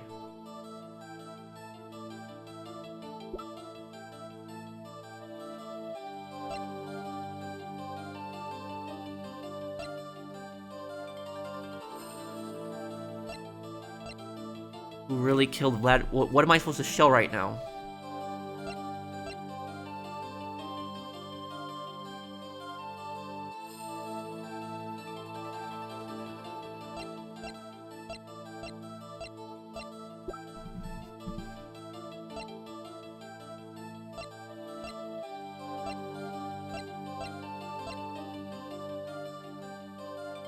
Damn.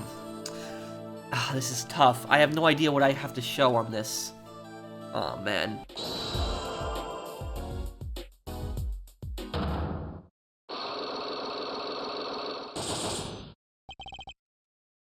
The Grammarye secret. Okay, let's try this here. I'm gonna break this. I have to know more about this power of Trucy's. It's like she can see right into people's minds. The first time I started doing it, it blew me. And after you were done having your mind blown, you took her to play cards with you. Or gotta use the resources at hand, I always say. Yet, I myself have no such power. But Trucy does. Why is that? Maybe Trucy got her power from her mother, Balassa Grammarye. I will not speak of that. Balassa is officially missing, correct? I think I know why you don't want to talk about her. The three of you were a team, once. Not that the entire country doesn't already know this. At your peak, you were the biggest stars around. Yet, there's another story behind the fame. One that, not many know. Balassa lost her life during a rehearsal. To you and Valant, Grammarye's bullets. It was an accident. It wasn't me. How could I shoot my dear Thalassa? I'm sure Valant would say the same thing. Why, just like another murder, I might mention. Damn you. Her eyes, I loved Thalassa's eyes. To think they could read my mind was frightening. Yet there was a warmth in them that I felt like an embrace. She is dead, and Magnifi Grammarye has joined her. So the only one with her power left now is Trucy. Mr. Zach, I do not know. I don't need any power to see through that one, buddy. So there's someone else. Someone other than Trucy. Someone who inherited Thalassa's power. Haha, how would I know? My chances are slim. It would take a miracle to learn the truth. Maybe one has already occurred. There is someone else with that power and I know who. It's Apollo, yep. Like we said earlier, it's Apollo. This boy. His name is, I forget, something weird. Who could he be? An attorney? Attorney. I noticed him when I went to visit a friend's law offices. So what are we to make of this, oh great ex-attorney? You can show me pictures of strange boys all you like, but you could at least say something like, I'm this boy, I could use a laugh. Perhaps you wouldn't laugh if you knew the facts. This might not be 100% proof, but it's close. There's a link between this boy and Thalassa. Actually, it's more of a ring. A ring, perhaps this will refresh your memory. I just so happen to have evidence showing this missing link. Yeah, it's those bracelets. Actually, I know something. Your marriage to Thalassa was her second. How did you know this? Her first husband, he died a year after they were wed, yes. He was a performer. They met when he joined us Grammarye as a guest in our show. After Thalassa wed him, she left the troupe for a while. And you say she had a child then? I have a photograph of her here. I couldn't help notice what she was wearing when I first saw this. Those bracelets stand out. They are a Grammarye family heirloom. This boy wears a bracelet just like the ones in the picture. What? Wow, he said it too. So, that's why. So, Apollo is her Thalassa's son? That means that he's Trucy's half-brother? Why what, Mr. Zack? I took this photograph of Thalassa before she left us. When she returned, she wore only one bracelet. I bet I know where that other one went. She gave it to this boy. Her son. Oh, man,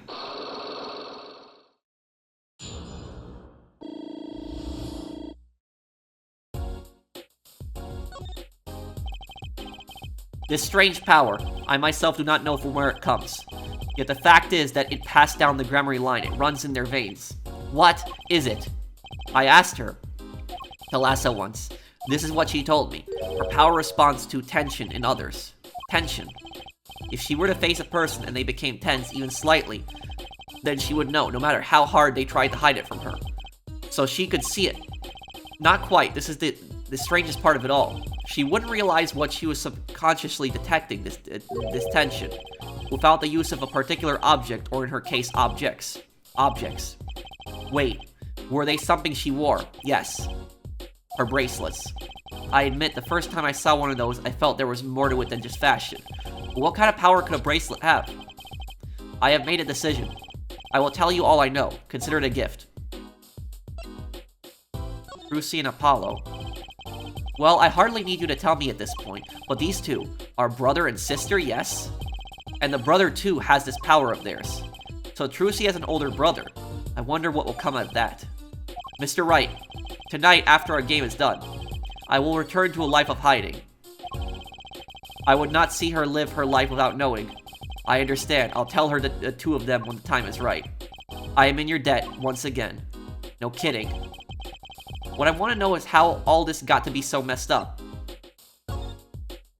So, Phoenix has known the entire time that Apollo was Trucy's half-brother and he didn't say anything. Those bracelets are made of a special alloy. It is said to expand and shrink very slightly in response to body warmth. So they're temperature sensitive or something. Yes. This is how they can shrink to the exact size of their wearer's wrist. And this has something to do with the power. What have I told you? The Grammarye power reacts to tension in others. When a Grammarye senses tension, they too become tense. And this tension translates into minute contradictions of the muscles. So minutes, they can sense it on their own. They're muscles. Oh, so that's what the bracelets are for. With a bracelet on, one can sense these contractions. Because the bracelet is always a perfect fit. So when the person they're watching gets tense, the bracelet feels tighter on their wrist. Precisely. But that alone doesn't really count as mind reading. I believe I understand how the process works from there. It's a simple question of eyesight. Eyesight? I guess that sounds simple enough.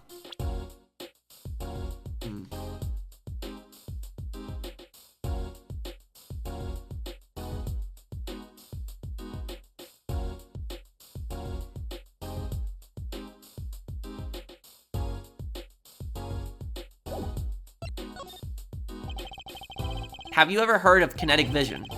Something about the ability to see moving objects with full clarity, right? I've heard of it before. They say athletes can see a moving ball like it was stopped if they focus. Oh, but it's not confined to sports alone.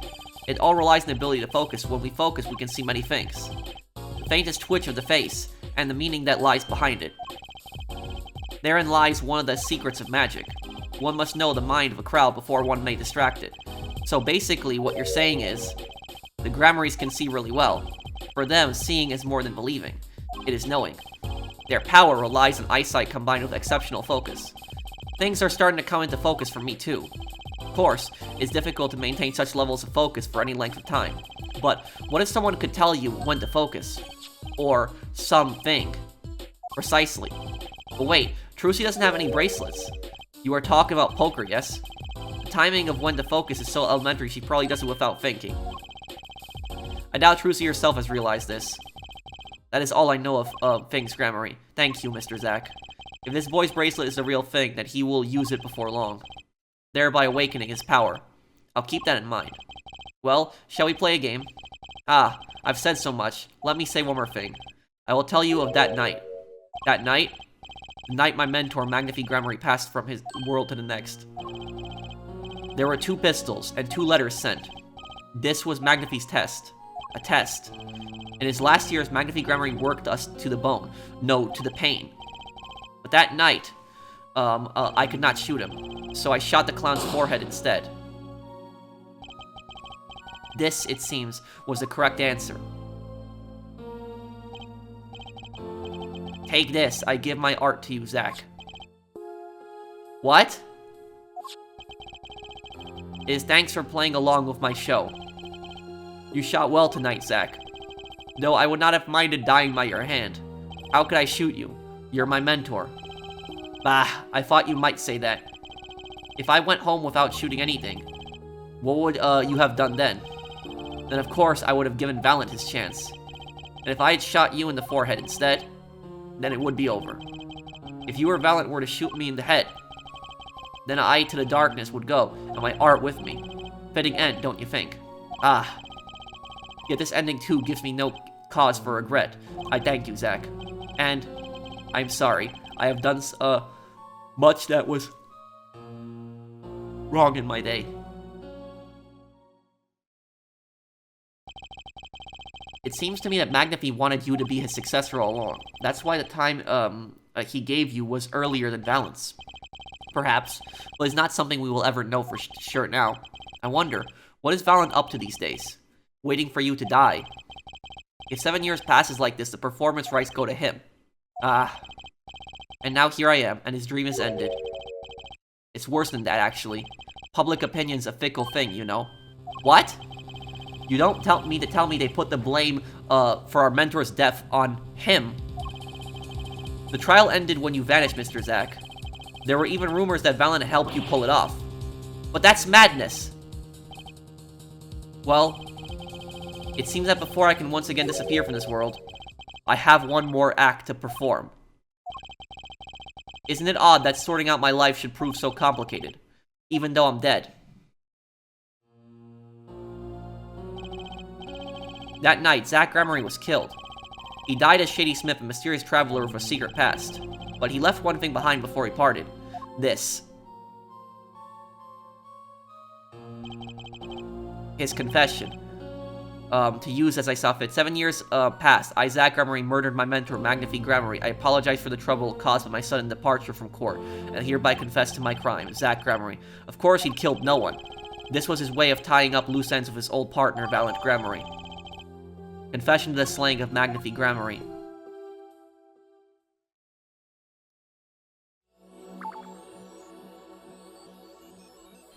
Now we can go back to the Colosseum, and we can get the truth from Valent. Valent is probably the one who killed him. Okay, let's get the truth here now.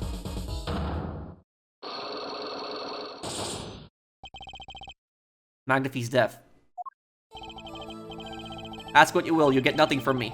I'm as much a part of this as you are now. I have to know what happened. For 7 long years, I have endured. Now, finally, the curtain lifts on my new golden age. All the miracles of our troupe with my grasp. Sorry to do this, Valent. But right now I need answers. I think I'll start by dropping a bomb.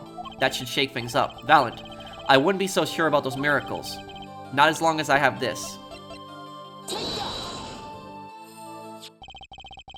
And what might that be? I see it bears the Grammarye seal. I should have brought this to your attention sooner, but I didn't imagine you'd be planning your comeback quite so fast. What is this? A document showing the true recipient of the performance rights to Magnifi's miracles. What? Zach Grammarye. He wrote this. What? He passed everything to his daughter. Trucy and Apollo, actually. She's officially my daughter these days. Preposterous. Zach is gone, vanished into the void. This is the genuine article. Zach was alive when he wrote this. Both myself and the notary, can testify to this.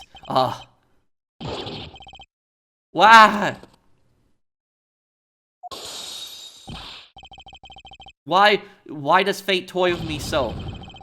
Why must my life be lived in thrall to the dead? You're not the only one with the problem. But he shot Magnifi, yes. It was Zach. It was. And then he left.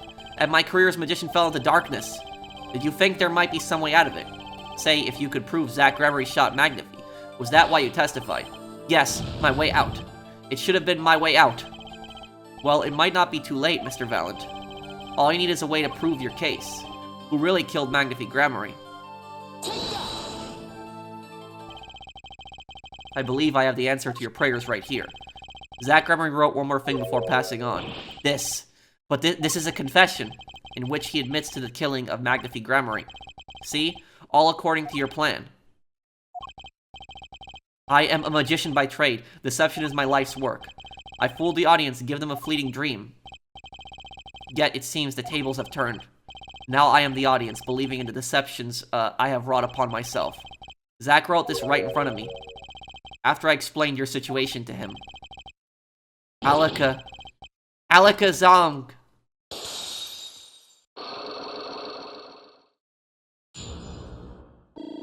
There we go. Now we might get some answers here finally. You do know that this confession is nothing but lies. Yes, it's my opinion that Zach Grammarye killed no one. Then you must be thinking the truth is a simple matter of elimination. Two received instructions to kill, but if one is innocent, then the one who remains is guilty. That would be the logical conclusion, yes. So he vanished to protect me, his partner. Ha ha ha. A sterling tale, 'tis true. Did you shoot Magnifi Grammarye in the forehead? If I had, and I told you, what would you do? Run to the police, perchance? Do as you will. There is nothing left for me now. It is true, after all. I have little talent. I need my mentor Magnifi's repertoire. It was as if a demon grabbed a hold of me. I knew it. So Valent Grammarye did kill the great Magnifi. Hey. Ha ha ha ha ha. I'm so sorry, Mr. Wright. But it was not I who shot my mentor. What? But if it wasn't you, then who was it? There wasn't another disciple, was there? Another disciple, such as... I don't know. Knack and talent Grammaries, maybe? Your wild fancies, couldn't be further from the truth. Only Zach and Valent received those threatening letters. But there was another. One more person could have fired that pistol that night. I don't suppose you figured it out by now. If I wasn't Zach or Valent, who shot Magnifi, then it had to be the only, other person at the scene, which means... Wait, you don't mean he killed himself? Yes. The great Magnifi Grammarye himself. So Magnifi Grammarye committed suicide? You find it hard to believe? To be honest, I hadn't even imagined it as a possibility. When I arrived that night, the old man was still alive. He appeared to be asleep. I could not shoot him, but when I turned and made to leave the room, the old man called out to me. So you spoke of Magnifi Grammarye? Yes, and this is why I knew what he had done. Magnifi transferred the rights to his repertoire to my partner, Zach Grammarye, not me. I see. Then I guess I owe you an apology. I always thought you were the one who did it. You owe me no apology. Huh? My crime was, in a way, more serious than that of murder. What? Your crime? Is Valent Grammarye confessing something to me? What could be more serious than murder? Valent's crime. You see, I knew that 2 letters had been sent. There are no secrets between partners. It was easy to find out. That was when I understood Magnifi's plan. He wanted to die by one of your hands. Little did I expect it had anything to do with the rights to his reporter. That was when I heard it. The little demon whispering inside my heart. The demon. Let me confess, I had intended to shoot Magnifi, and I planned on framing my partner for the crime. What? That night, I prepared something before going to Magnifi's hospital room, which was IV fluid, of course. I'd seen it on an earlier visit. If Zack did not shoot, I would do the deed. Then I would use the IV liquid to place the murder on his hands. That was my plan. But you didn't shoot him. I could not. The demon in my heart fled when the moment came. But then Magnifi called me back. I'm sorry, Valent. I'm giving my magic to Zack, not you. You still lack the draw he has. Please help him, if you can. I left the room. And then I stopped. The shock of what I had just been told consumed me. That is when I heard that fateful gunshot. Magnifi Grammarye killing himself. Then the demon awoke anew within me. Zack killed him. He was the one. Frame him, and the magic will be yours. I altered the scene of his suicide. I took the pistol from his hand, wiped out the prints. Then I used the syringe to add the IV liquid I'd brought. So in the end, things happened pretty much as planned. Magnifi died, and you framed Zack for his murder. As planned, indeed. Of course, the outcome was somewhat different than I had anticipated. Well, what do you think? Do you believe my story, or can it be believed truly? That was 7 years ago. I don't know what to believe. But, yes, I'm glad I heard it from you, Mr. Valent. Thank you. It is I who should be thanking you, Mr. Wright. Only when I had lost everything could I make my decision. You're going to turn yourself in? My partner may have vanished, but not so my guild. And as my guild stays, all my else begins to leave me.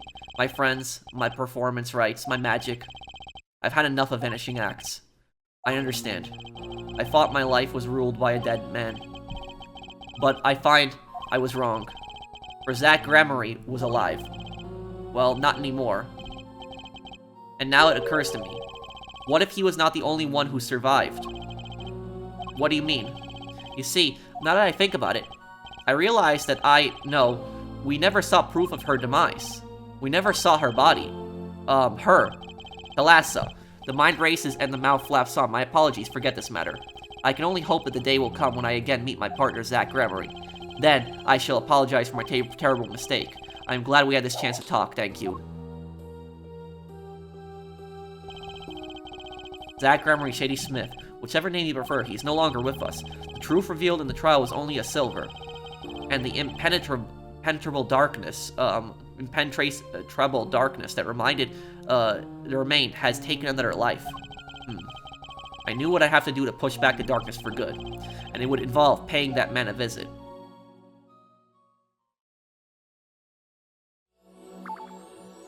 Okay, now we can maybe get the truth finally from Kristoff. I want to hear this. Sorry, sir. Prisoner Kristoff Gavin is currently occupied. I see. Do you know when he'll be finished? Well... Could you go find out? Certainly, sir. Please wait here a moment. My apologies to the guard. But there's something I need to see.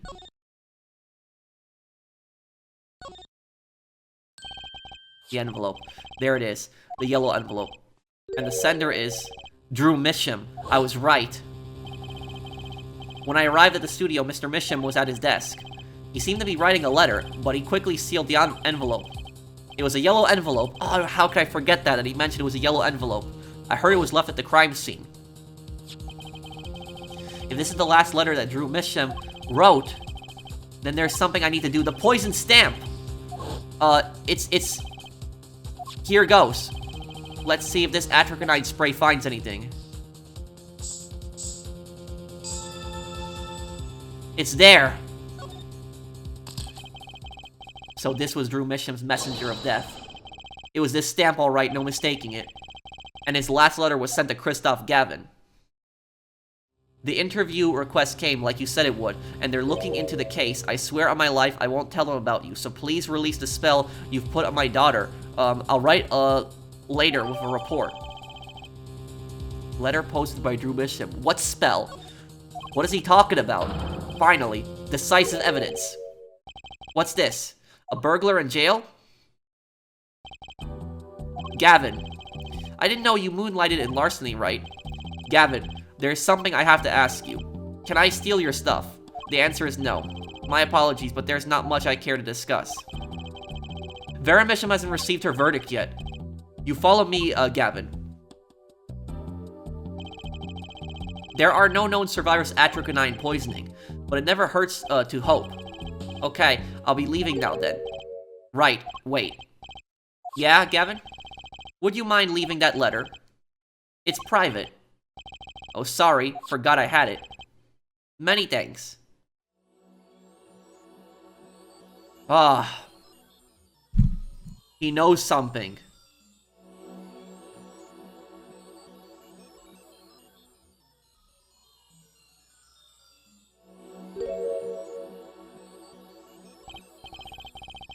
We've now seen all the clues in this case. Clues I gathered over 7 long years. Now it is time. So that hat has a camera in it? Every story is an ending. We've come to the final chapter, the final trial. Find the truth. You're the only ones who can. Well, I guess we're gonna finally find the truth, guys. What could this mean? Like, it's like, what spell? What is he talking about? So, it looks like Drew does care about his daughter, but what spell could he possibly have been talking about? But I guess we will wrap it up here, guys. Thank you guys for watching. I hope that you guys enjoyed this part. If you did, do drop a like. And I'll see you guys on the next one. Take care, everyone. Have a wonderful day, guys.